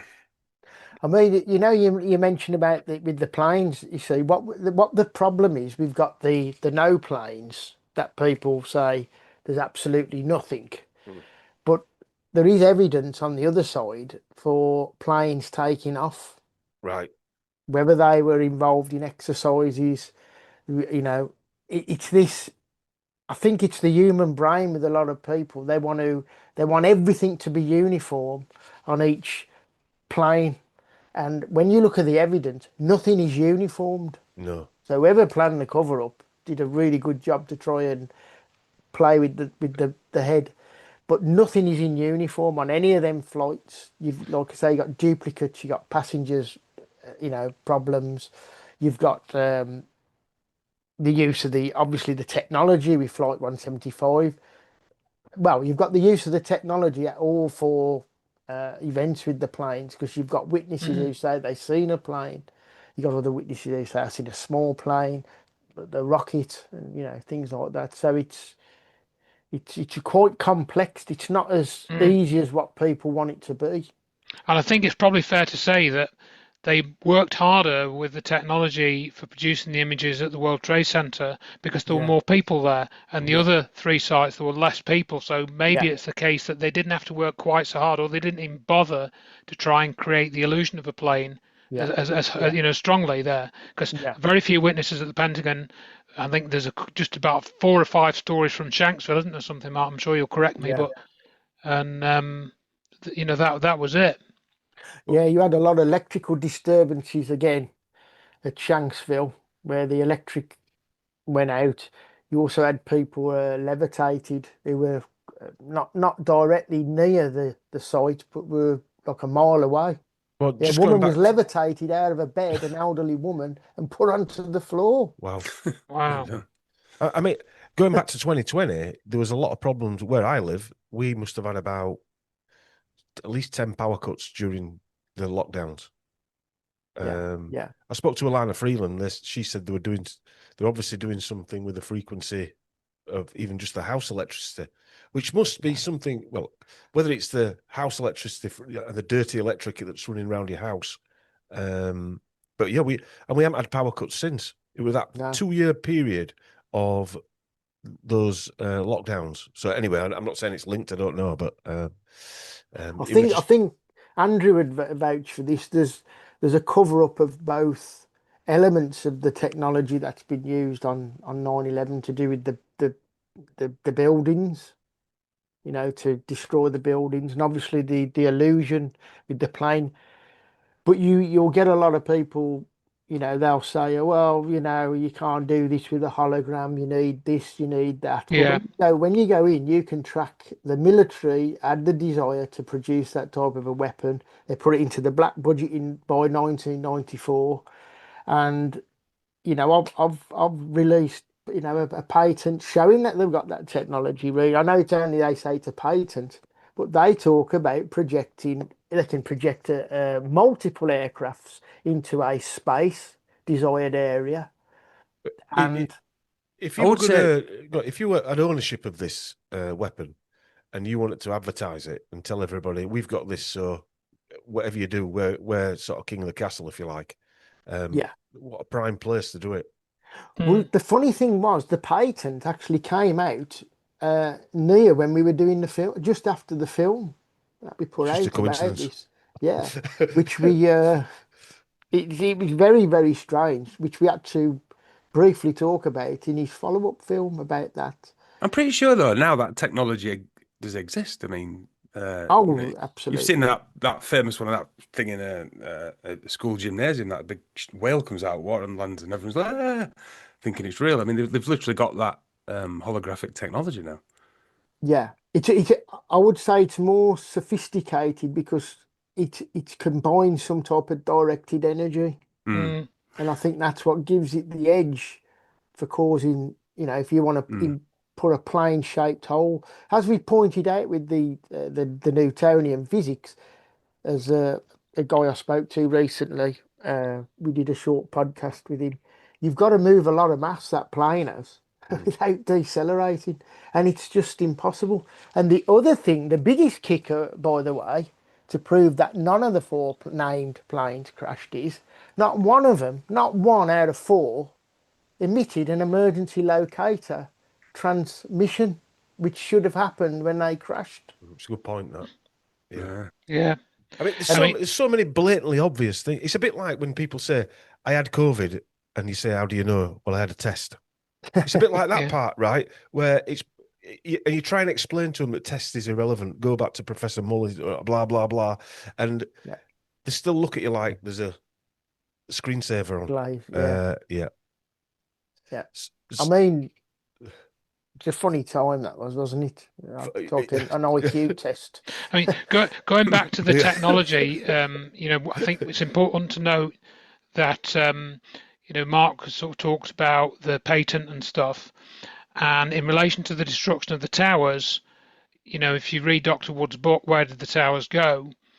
Or look at the website and some of the information there and watch some of the videos we've done many years ago now, we found that technology that was used to destroy the World Trade Center, we're pretty sure the type of technology that it is, it's based on a principle of field interference, where, as Mark's mentioned, like microwaves and directed energy. So it involves the use of microwaves, magnetic fields, electrostatic fields, and possibly other elements which we haven't identified. But this is the technology that John Hutchison was working on in the 1980s. And this guy called Colonel John Alexander, he came out and he was contracted by Los Alamos, where the atomic bomb was developed, to go and work with John for 4 months to look at levitation, changing materials, possible effects on time, and that. So it has a history. This has a history. We're not just like plucking this out of thin air. We didn't know about that history until 2007. 6 years after 9/11. But it is there, and as Mark's put in the film, the stuff about this 3D volumetric image projection, that has a history. So it's not like we just seen an episode of Star Trek or something and just said, oh, that's what it is. We've looked in the existing in record, and there is stuff there which shows us that there's a provenance there to this. And it looked like that's what it is, and one of the companies that comes up, and Chris Hampton did a lot of research into this, is Science Applications International Corporation, and that they were in charge of producing the technical reports about the destruction of the World Trade Center. Yet that same company who coordinate these reports for NIST, they are involved in producing directed energy weapons technology, and we Dr. Wood found that out way back in 2007 or 2008. It was around that sort of time. And then we should also not forget to mention Hurricane Erin, because there's been another Hurricane Erin in August this year. There was a Hurricane Erin which did a bit of damage in South America. And that name has not been retired. Normally, when a hurricane causes damage or in fact makes landfall, that's when a hurricane's name is retired. Not so with Hurricane Erin, apparently. So there's been about 5 Hurricane Erins. The most important one was in 2001. It was given a name, tropical storm, on the 1st of September, and then it went towards Bermuda, did a bit of damage there, and then it travelled in a straight line for 4 days. And it appeared near New York City, 500 miles off the coast. The outer bands of the hurricane were going over Cape Cod, and it slowed down. It reached its widest expanse of the storm system, 8 o'clock in the morning on 9/11, and the wind speed, the barometric pressure, and the temperature in New York's in Manhattan were constant for 16 hours while the events of 9/11 unfolded, and then the hurricane made a right-hand turn and moved off out towards Newfoundland on the 12th. Right, so it's really important. This is why it's so important for them to keep all of this covered up, because it blows apart the energy paradigm, it blows apart the climate change paradigm, it blows apart the global terrorism nonsense.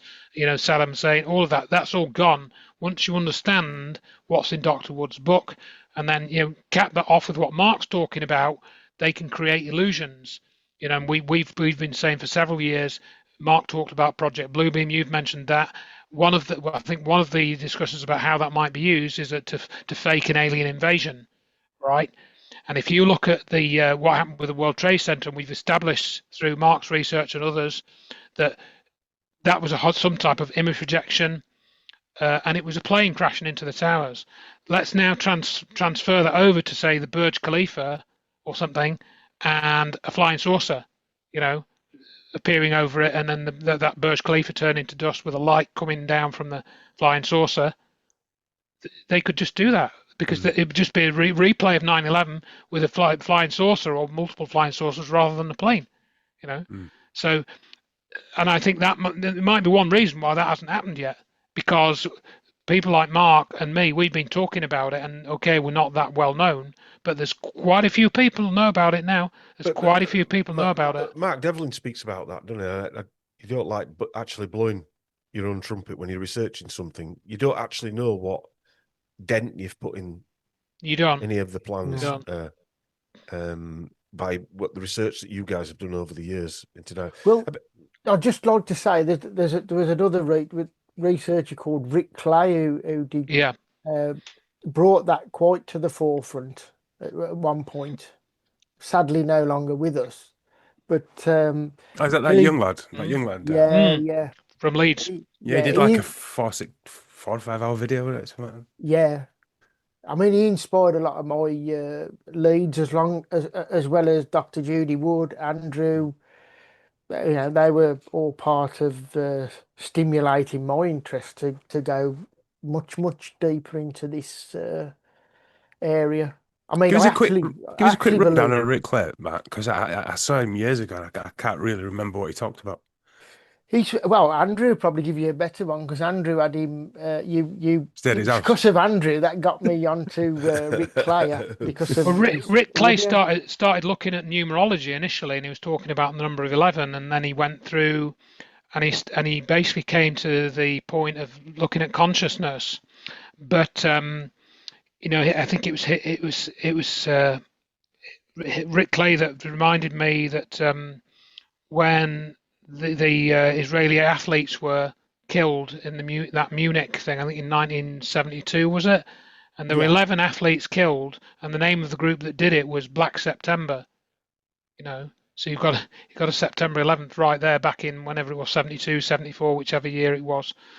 And he went on from there, and then he was talking about the symbolics surrounding the Olympics and the numerology, with the interlinking 5 rings. And I think that's meant to be symbolic of consciousness or something. Yeah. So he had all of that, and then he talked about this mind over matter, this idea of having mind over matter. That was because that's what all the alchemists believe. Mind comes first and matter comes afterwards. And that's to do with all this, sacred geometry and alchemy, and he explored all of that, and I can't remember all of it. But then I think what Mark was saying in relation to this fake alien invasion, the bit I do remember is where he was talking about the 2012 Olympics promo video, and that was like a sort of pseudo alien invasion with all these sort of the video that they put on the TV with like these little flying saucers like landing or flying over the Olympic Stadium or something. When you were saying that about Black September, I thought Deutsche Building, that was black, wasn't it? And it was. It was, yeah. Bankerstrust was black building, yeah. And so it was Rick Clay that I think first. And he also talked about the Las Vegas 1984, where they literally had a flying saucer over the stadium, didn't they, in the 1984 Olympics? And then there was a beam came down. I don't know how they did that flying saucer. It looked really convincing. Still don't know how they did it. I've not researched into how they did that particular one. But then they had an alien come out on the stage, didn't they? I can't remember what he said. Some like 10-foot alien or something. And similarly in the 2012 Olympics, they had all the. He said, "I wish I had Linford's lunchbox." Might have been, yeah. Just to add on the 1984, what Andrew's mentioning there, the MC in the actual auditorium, like stadium. Yeah. Oh, go on, He actually said to the crowd to reach under, get their flashlights, set them to blue, and let the magic begin. Wow. So you've got this tie-in. Obviously, you got the year, obviously 1984. Yeah. You got the UFO, you got the alien, so-called depicted alien contact. obviously set in the city of Los Angeles, Los Angeles. So, Yeah. but And you've the got actual tie-in, you've got 1984.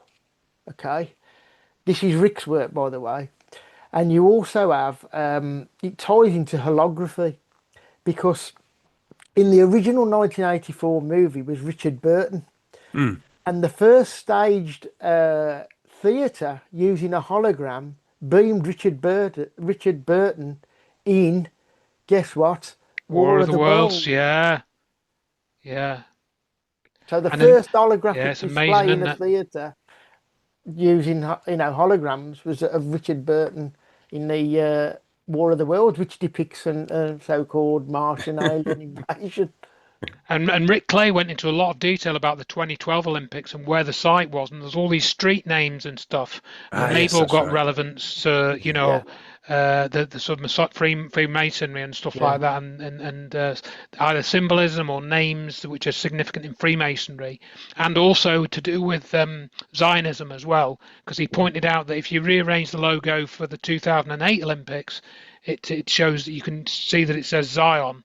So yeah, there's this Zionist influence within the Olympics symbology. And then, of course, you've got that closing ceremony of the 2008 Olympics in Beijing that reenacts the events of 7/7. You can watch yeah, that vid, and that's pretty shocking. yeah, When I was shocked. I was have you shocked at seen that that? when I Yeah, watched it. Yeah, yeah, I yeah. yeah, couldn't believe that. I've And not seen that one. yeah, it's a bit hard to find sometimes. Mm. But It, it's for those who there. don't know, the bus opens up, Chris. Double decker yeah. bus All opens right. up Yeah. Comes apart like a like can does it? opener. Yeah, Like And the then book. I think they have 13 umbrellas, don't they, spinning around and with Yeah, like a hypnotic effect. And that was the number of victims on the bus, or the alleged number of victims on the bus. And there's all this Masonic symbolism surrounding within that ceremony. And it happened again in the 2012 ceremony as well, didn't it? yeah. Where they had all the NHS involved, didn't they? Mm. And all the children that were in yeah. the beds. Didn't Russell And I Yeah. Brand think do the voiceover of one of them? Am I No, he right? was a might have child done. catcher. When he Child dressed catcher. as a That's child it. Yeah, catcher. yeah. And then because there was references to COVID, I think, wasn't there in 2012 Olympics, where there was a giant virus or something, wasn't there, I think coming over everything or from something? above, like a Yeah. light show showed the COVID, that virus that you kept seeing on TV. Yeah, but Yeah, going that's back to that surprised sort of thing, predictive programming, and going back to 9/11 as well, one of the ones that was sent to me a few years ago now, not that many years ago, but I think this one of the weirdest, bizarrest bits of predictive programming was where in July 2001 there was this group, and guess what the name of the group was? They were called I Am the World Trade Center. I mean, why would you have a group called I Am the Yeah. World Trade Center? That was the name of the group. They released this album called Out of the Loop, right? So you've got this group called I Am the World Trade Center. They're releasing an album called Out of the Loop, and you could count down the track listing. It was released on vinyl and on CD. You count down the track listing: 1, 2, 3, 4, 5, 6, 7, 8, 9, 10, 11. The 11th track, guess what it's called? September. Yeah. So you've got the 11th track, you've got the date, you've got the exact date, and you've got the place.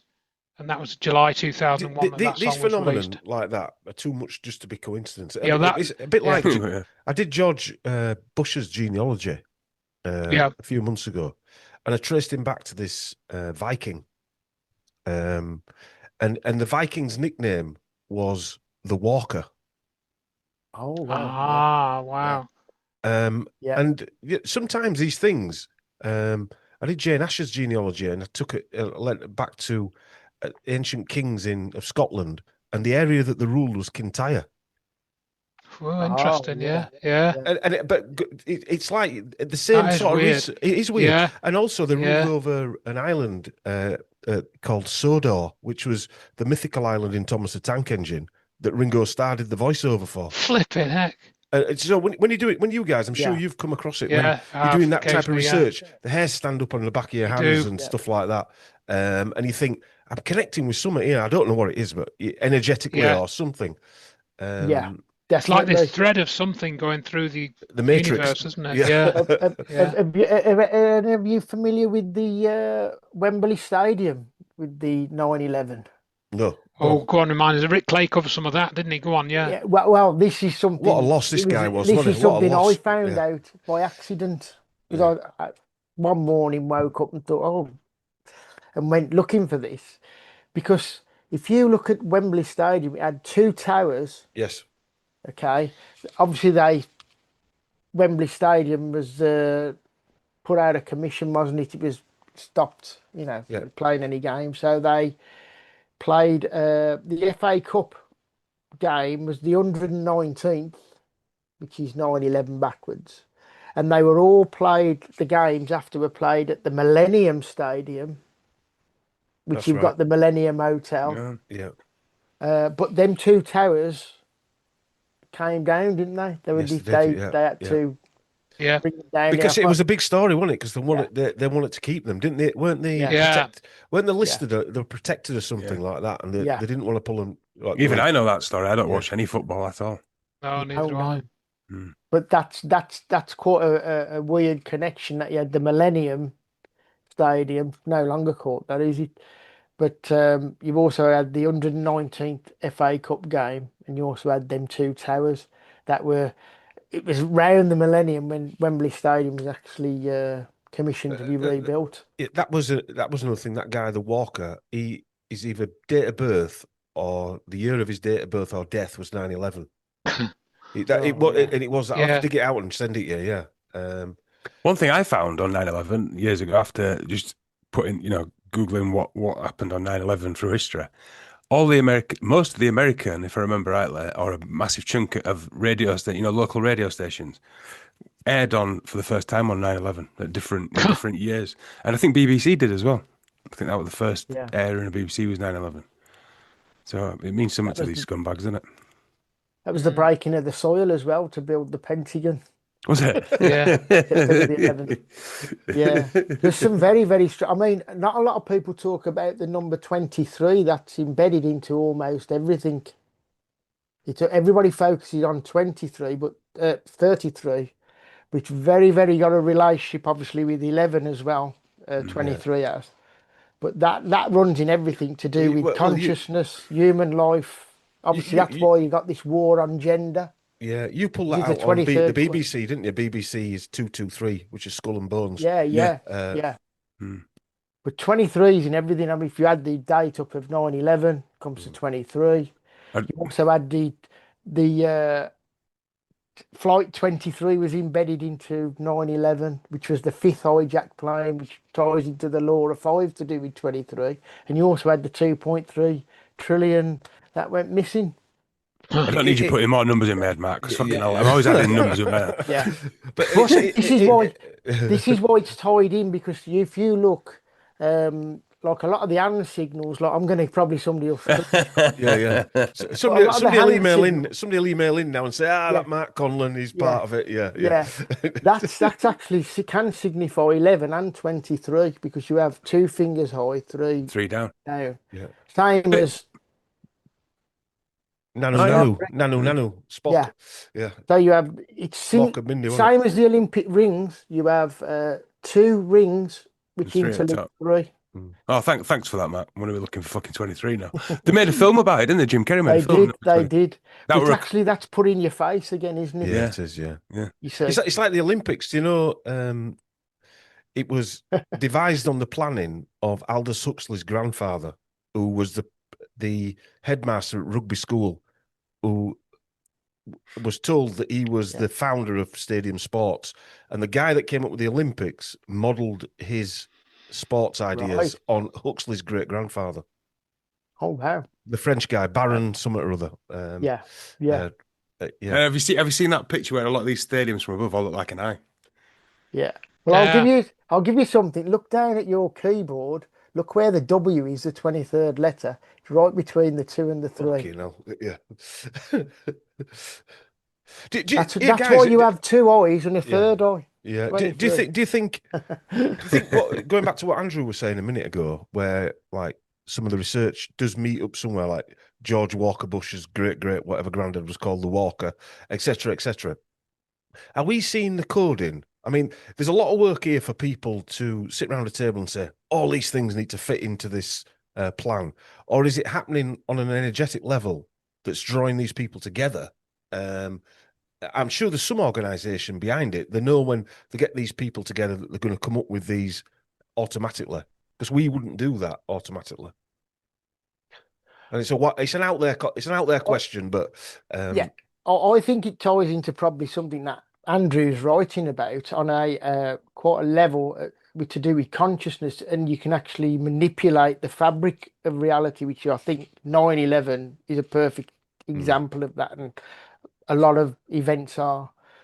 But yeah, I actually think that they can manipulate that, but obviously it takes us to some level engage with that. It's a lot harder. But saying that, my experience with a lot of truthers, I hate saying this, but a lot of them seem a bit stuck. So they'll hear some bits of information and they will stick with that and not be able to shift on it, which a lot of we get frustrated with normies when we're trying to get them to shift. You also have that same transferred over into the our sort of area of stuff. But I think there's something at work on a really deeper conscious level, which is I would think is outside of us consciously. Yeah, I agree. Yeah, So I agree. Yeah. I think there's like, it's a bit hard to describe, but I think the things that happen within your own brain, in your own mind, and your own learning and development spiritually, which seems to be unique to you, and you're kind of in control of that, and you're developing that. But then there's another element where these things just seem to appear, like some of the things you've talked about in this numerology, where you can see there's this sort of higher order which you realize that you're part of, but you don't really have control of that. But you wonder about somebody else having control of that, and whether then you begin to wonder, well, you hear all these stories about magic, white magic and black magic, and you think, well, maybe that's real, and maybe these things can be influenced. And like Mark was saying, ultimately, we are living in a reality, whether some people say it's a simulation, or it's just a reality. It doesn't really matter. You are living in some sort of reality, or what you perceive as reality, and that reality can be manipulated. And you yourself can manipulate if you know how to do it, with chi energy and things like that. You can manipulate elements of that, both with what happens within your own body. And like I always think of and I mentioned this in my consciousness book, John Chang, who was this chi master from Bali or something. And there's this famous video, you can find it on YouTube quite easily, called The Power of Chi. And he's a healer, but he goes outside into the street, and they give him a rolled up bit of newspaper, and he kind of does this with his hand, and he sets this piece of paper on fire right in front of the camera. So that is an example of influencing the fabric of reality just with your conscious energy. I mean, on a street level, you meet people who energetically you just don't want to be around. You can feel that you don't want to be near them. Yeah. That's right. That's right. So you have an aura. That's why I mean, come do his podcast on Zoom. I think the Sorry, Andrew. It's all right. The other area, which is quite interesting, while we're on about this, is some things I don't know where they come from that will come in my head, and it will solve things. And I'll give you an example. I went to a Richard D. Hall talk, and he was talking about the Joe Cox assassination, and he did a sort of a brick wall. What was going on in the cul-de-sac and all this, and what happened, and nothing was quite together. I got up one morning after sleep, and it was like somebody'd put in my brain and what had gone on in that particular missing 20 minutes. And I was umming and ahhing whether to email Richard what had come in my head. But I did. Chris's wife's here. Yeah. Well, they know everything, don't they, Cass? They're very good. But that was something that come in my head, which answered a big area, which made it very answered a question and what went down. And can't you tell her? Can't you enlighten us? Yeah, go on, tell us. Come on, Mark. Don't keep it to yourself, Mark. You wake up tomorrow morning and you'll know what it is. That's what Mark's telling you. Yeah. So it's very weird. What was it though, Matt? What was it? Just out of interest, can you? Well, I said to Richard, I said, I think what the idea was that the alleged assassin was to come down, go into John Nelson Close where they'd low positioned Tommy Mayer, and they were going to kill him Mm. or have a shootout. Everything would be planted. It would go straight to an inquest. They don't have to produce any witnesses, no evidence. They just put a narrative out and away you go. They've pinned it on him and he's dead. He's turned a gun on himself or had a shootout. Yeah. And I think this is why them two policemen on the Good Morning Britain thing, they slipped up and they said, well, it was around 1 o'clock. Well, it wasn't. It was 1:30 when they went to him, which I pointed that out. But it just solved this problem You're supposed to kill him. what had gone down, and obviously immersed me to try and I get got a out of bit that. I more. don't think them coppers were meant to be there either. I know we're talking about something totally different, but possibly they weren't meant to be there at that particular point. Well, they had to lie about the timing was all out on that because they slipped up because they reckon they first located about 1:10, and they committed to that. Well, obviously, you had this problem with the 20 minutes, but the actual, as I got from the helicopter CCTV, because I collated all the CCTV for Richard and all where it was located, and we determined that they couldn't have sighted him no earlier than 1:28. But their original plan, I think, them two policemen were to actually go to him in the cul-de-sac at around 1 o'clock, which is where I think he slipped up, sort of saying that. But the interesting thing, because it never went to an inquest, which is what I pointed out to Richard, which he said made perfect sense, was they were stuck with a trial. Now, me and my partner, we went up to Birstall, and by chance we bumped into Tommy Mayer's brother. We actually went to his mum's first, and the Manifestation at its best. Oh, absolutely, he's unbelievable. Now, he admitted he didn't want to talk. He didn't want to really get involved. Very polite chap. But he actually said, when he was asked the question, well, did you attend the trial? Because there's been some doubt. We didn't say this. There'd been doubt whether it was his brother at the trial because Nick Collerstrom had Nick attended. Collerstrom went, didn't he? Yeah, that's right. Yeah. And he said, no, we weren't allowed to attend the trial. The family weren't allowed. It sounds very much like what Richard's gone through, where you can accuse somebody, but Well, you also- can't even stand up. Yeah. Well, also they whisked him off to London, and that's never happened before, and now he's vanished. Why is there no interview? I mean, surely it'd be a massive TV show, wouldn't it, if they could drag him out and interview the poor guy? Yeah, He's never seen yeah. the light of day since, has he? I had it. Do you know where that happened? I had my first business directly across the road from We had Dom's Doors shop. Dom's Doors. We used to Oh, sell, wow. used to sell doors there. Because I was at Batley Art College, and we used to go up and see up at the Dom's Doors Yeah. shop, and it was right across the road, wasn't it? It was right next to the Princess Ballroom, across the road Right. from the library. I'll tell you something even weirder. You won't mind me saying, but one of my best mates used to go out with her, Joe Cox. Because Oh, we were wow. from Dewsbury. We're from Dewsbury, yeah. Ah, Yeah. So we're from that area. And when I moved, me and my mate moved. Well, I moved to London first. My mate followed me, and he was seeing a girl who was at Houses of Parliament. 'Cause I remember going for tea there and stuff. Wow. Yeah. And then you've got Stephen Kinnock, who I've got a video of him. Do you know the guy that you were wanted to smash the screen up last week? Because you were Yeah. telling people to have the. Chris's famous line is, "I don't normally get violent, but I could knock him out." Right? That's his famous line. Well, they It were on was- about jabbing kids, weren't they? Stephen Kinnock were on about jabbing kids. Yeah. Wow. So he's been given a new lease of life now. Um, Is that out her husband? no, Stephen Kinnock was Neil Stephen Kinnock's Kinnock. son. Ah, right. Yeah, I or didn't is know Neil that. Kinnock's son. I didn't know that fact. Yeah. Are you tying that in because she worked for? Well, at the time, he had death threats as well as her, and it was a similar story. A similar story at the time, where maybe he was marked and he was let off, and she wasn't. Whatever happened to her.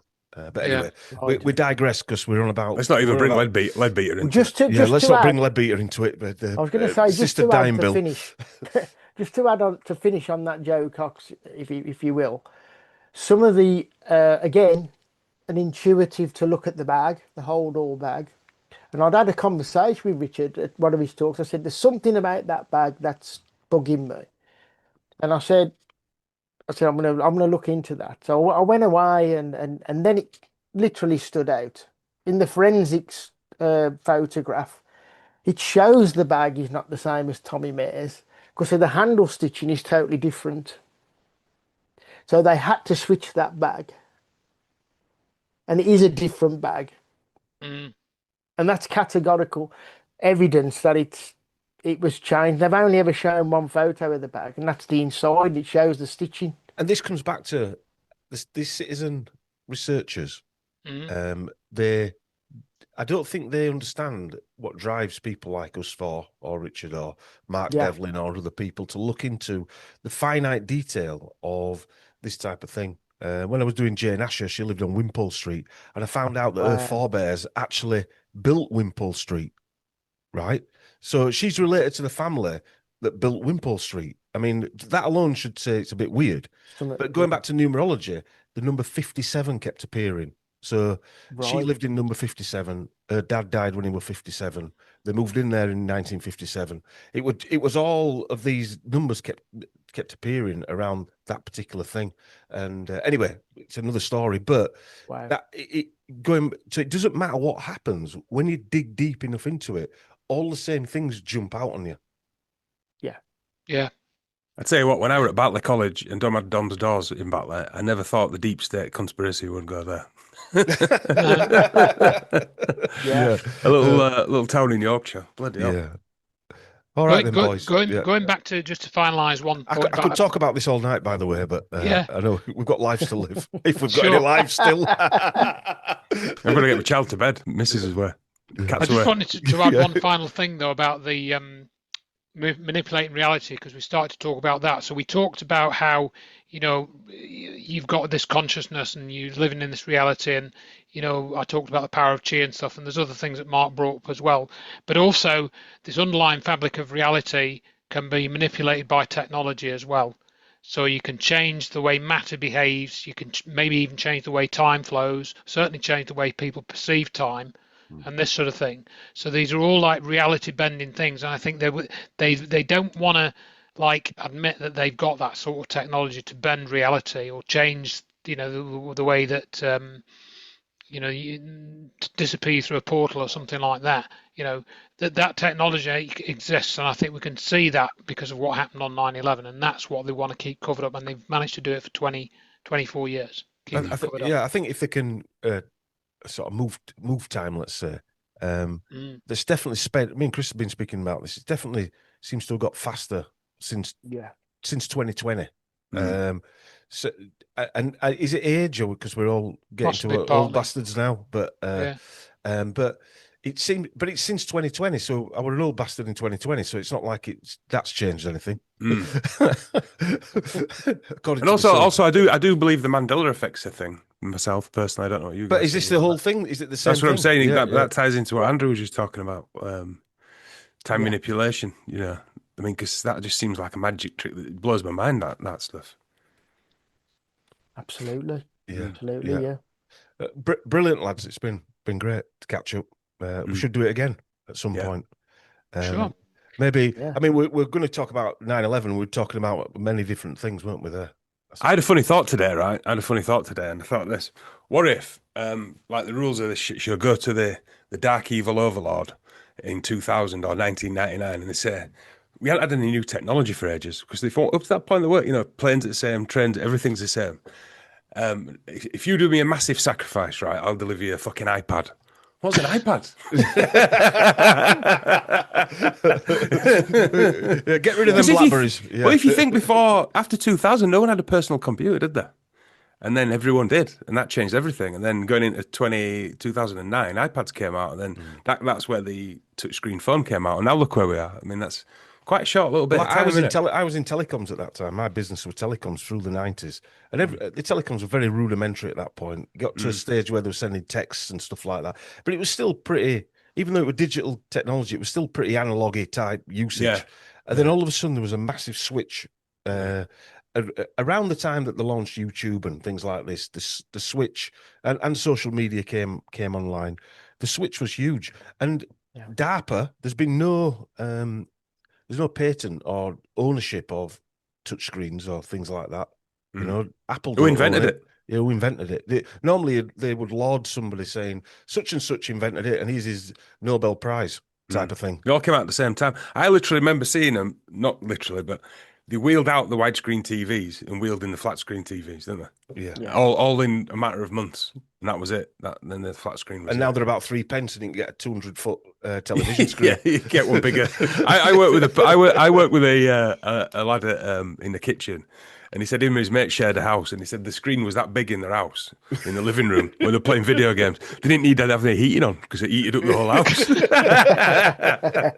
God knows what they were pumping into themselves. Yeah, Jesus. Yeah. Oh, God. So, Mark, where can people find your work? Yeah, my old site was mark-conlon.blogspot.com. Now I've got some other little bits, not just 9/11 related on that. But my main, if they're interested in the 9/11 planes and stuff like that, that's at 9/11 planes research. I think it's Substack. Right. .com, I think. Send me those links and I'll Yeah. put them on. And Yeah. where anybody can watch the film 9/11 Alchemy. Yeah, as well. yeah. That'd be great. I mean, we can host films. I'd like on to watch that because I've not We watched can it. actually host films on our website. So if you Yeah. want me to put it on there, I don't know if there's a charge for people watching it, or I'll put it on there for you. Yeah, for I people mean, to that watch. was throttled. That film was throttled after 3 months. It was reaching nearly 1 million views. Right. On And YouTube. it just, yeah. and it just got throttled into shadow banned. Yeah, Yeah. unfortunately. It's no surprise, really, is it? It means you're over the target, mate. Yeah, That's what I'm starting to. Yeah. And obviously, we'll put your details in the description as well, Andrew. What are you working on next? Are you working on anything new, Andrew? Well, I've been on a bit of backburner. I've just moved house recently, so I spent a lot of time sorting that out. But I've got this book on consciousness, which I keep talking about, but I've been working on that for years and just very stop-start with it. I've had difficulty just sort of keeping the momentum going, really, with various other things going on, and just I get a bit jaded with some of this now, because I've been doing it for 20 years. So it's like, my kind of energy levels with it are a bit more jaded. But yeah, I'm going to post that for free when I've finished it. The consciousness book. We've got all my other books. I've got 7 other books on Check the Evidence, which are all free in electronic form. And I post updates on the YouTube channel about once a month. I do a short video, like 20 minutes or something. So you can subscribe to the Check the Evidence YouTube channel if you want. You can subscribe to my mailing list at Check the Evidence as well if you want. Again, I only post out updates about once a month, something like that. I'm not doing weekly, or it's very sporadic. So yeah. I mean, going back to your being jaded, I mean, you guys have been doing this. How long have you been doing it now? Posting your stuff? Well over. Me 20 years. I mean, I created Check the Evidence in 2006. So right, there you go. That particular website's been. I think you're allowed to be jaded, Andrew. Maybe, yeah. I think also. I know I'm just going off and again, but I think when people like you guys got into this, you were hoping there were going to be this avalanche of consciousness change, and your effort were in not necessarily changing people's mind, but helping them come to terms with what is actually going on. And it didn't happen, did it? Some people were up for it, or you helped some people get through their own realizations. And I think it can get bloody jading. We were fortunate, me and Chris, because we were listening to you guys going through our own with the cameras turned off.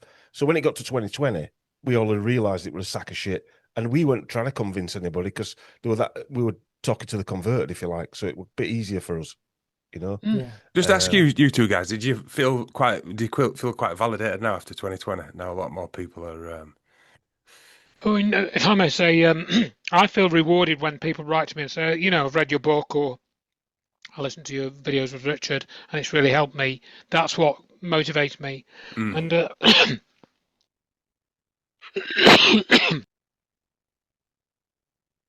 You've coughed your mic off. You've muted yourself, Andrew. Yeah, I was on and off. So that's really good when I get these messages saying, thanks for doing this article and whatnot. But I think COVID was a big disappointment. We didn't think COVID could happen. No. We hoped that we'd done enough to stop that from happening. But when that happened, That's how I felt then. Mm. But you still get good messages now, and more Yeah. people are awake. Yeah, yeah. I'd sort of say the same. I'm getting more, if you call it recognition. Not that Yeah. I'm looking for that, but I get a Yeah. lot more now with People are 9/11. walking backwards when you speak to them. Yeah, it's a lot of the 9/11 stuff. I think people are starting to see what I've put out. I'm not getting as much resistance. It's the Well, I think detail, Mark. People- It's the detail. The amount of Yeah, detail. yeah, Nobody can argue with a detail. They can sort of skirt around it, but they can't argue if with they the want to look detail. at it, yeah, it's there, yeah. isn't it? Well, And I think I don't. I've sort of stepped out of that, getting involved in that. There's another chap who I know who is full on in that direction. And he's promoted a lot of my work, which is great. But he's like Andrew said, it's a long road. My awakening initially was 1988 after watching the Men Who Killed Kennedy documentary. That was mine. That was mine. Yeah, yeah, Honestly, yeah, that was mine, Mark. yeah, In 1988, I was, yeah. yeah. In Because fact, it was, I tell you what I watched in 1986. There was a pretend simulated court case for Lee Harvey Oswald, and it was on that's it. Channel Yeah, 4. And I yeah, watched that. I was a night porter, and it was on yeah. one of them little TVs. And I watched it at the local hotel where I was a night porter, and that's what got me Yeah, hooked. Yeah, yeah. I mean, that got me into quite just quickly. I remember thinking, oh my God, if they can do that and cover it up after 25 years at that exactly. Yeah, time, yeah. I'm definitely not safe. You No, know what I mean? yeah. And but that there's an led on to, element. say that Sorry, again. sorry. I was going to say that led on to RFK. I Yeah. started reading Martin books Luther about that. King. Yeah. Yeah, Martin Luther King, Malcolm X. So it went on there, leading me up to Diana. And Yeah. by the way, Diana, she was personified, by the way, as the Isis goddess. Yeah. And what was her perfume? Isis. Yeah. Was it? Mad, innit? That was Rick Clay, wasn't it, as well? Yeah, that Yeah. was Rick Clay, yeah. So it was a very, very steady build up for me. So yeah, I contacted some of the early researchers to do with JFK. But what I was going to say, Matt, is and Andrew is a lot of people that jumped over the fence in 2020 are now going back and looking at. So they'll be gathering all that old research that you guys did then, because I get people sending me 9/11 stuff and videos from 90s, and you're like, I saw them in 90s, but they're just watching them now, they just sit, which is great.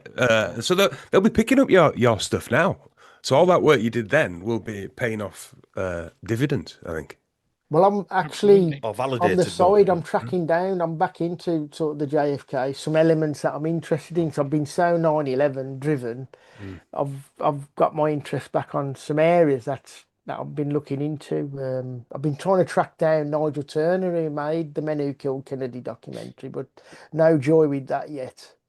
And a couple of other people.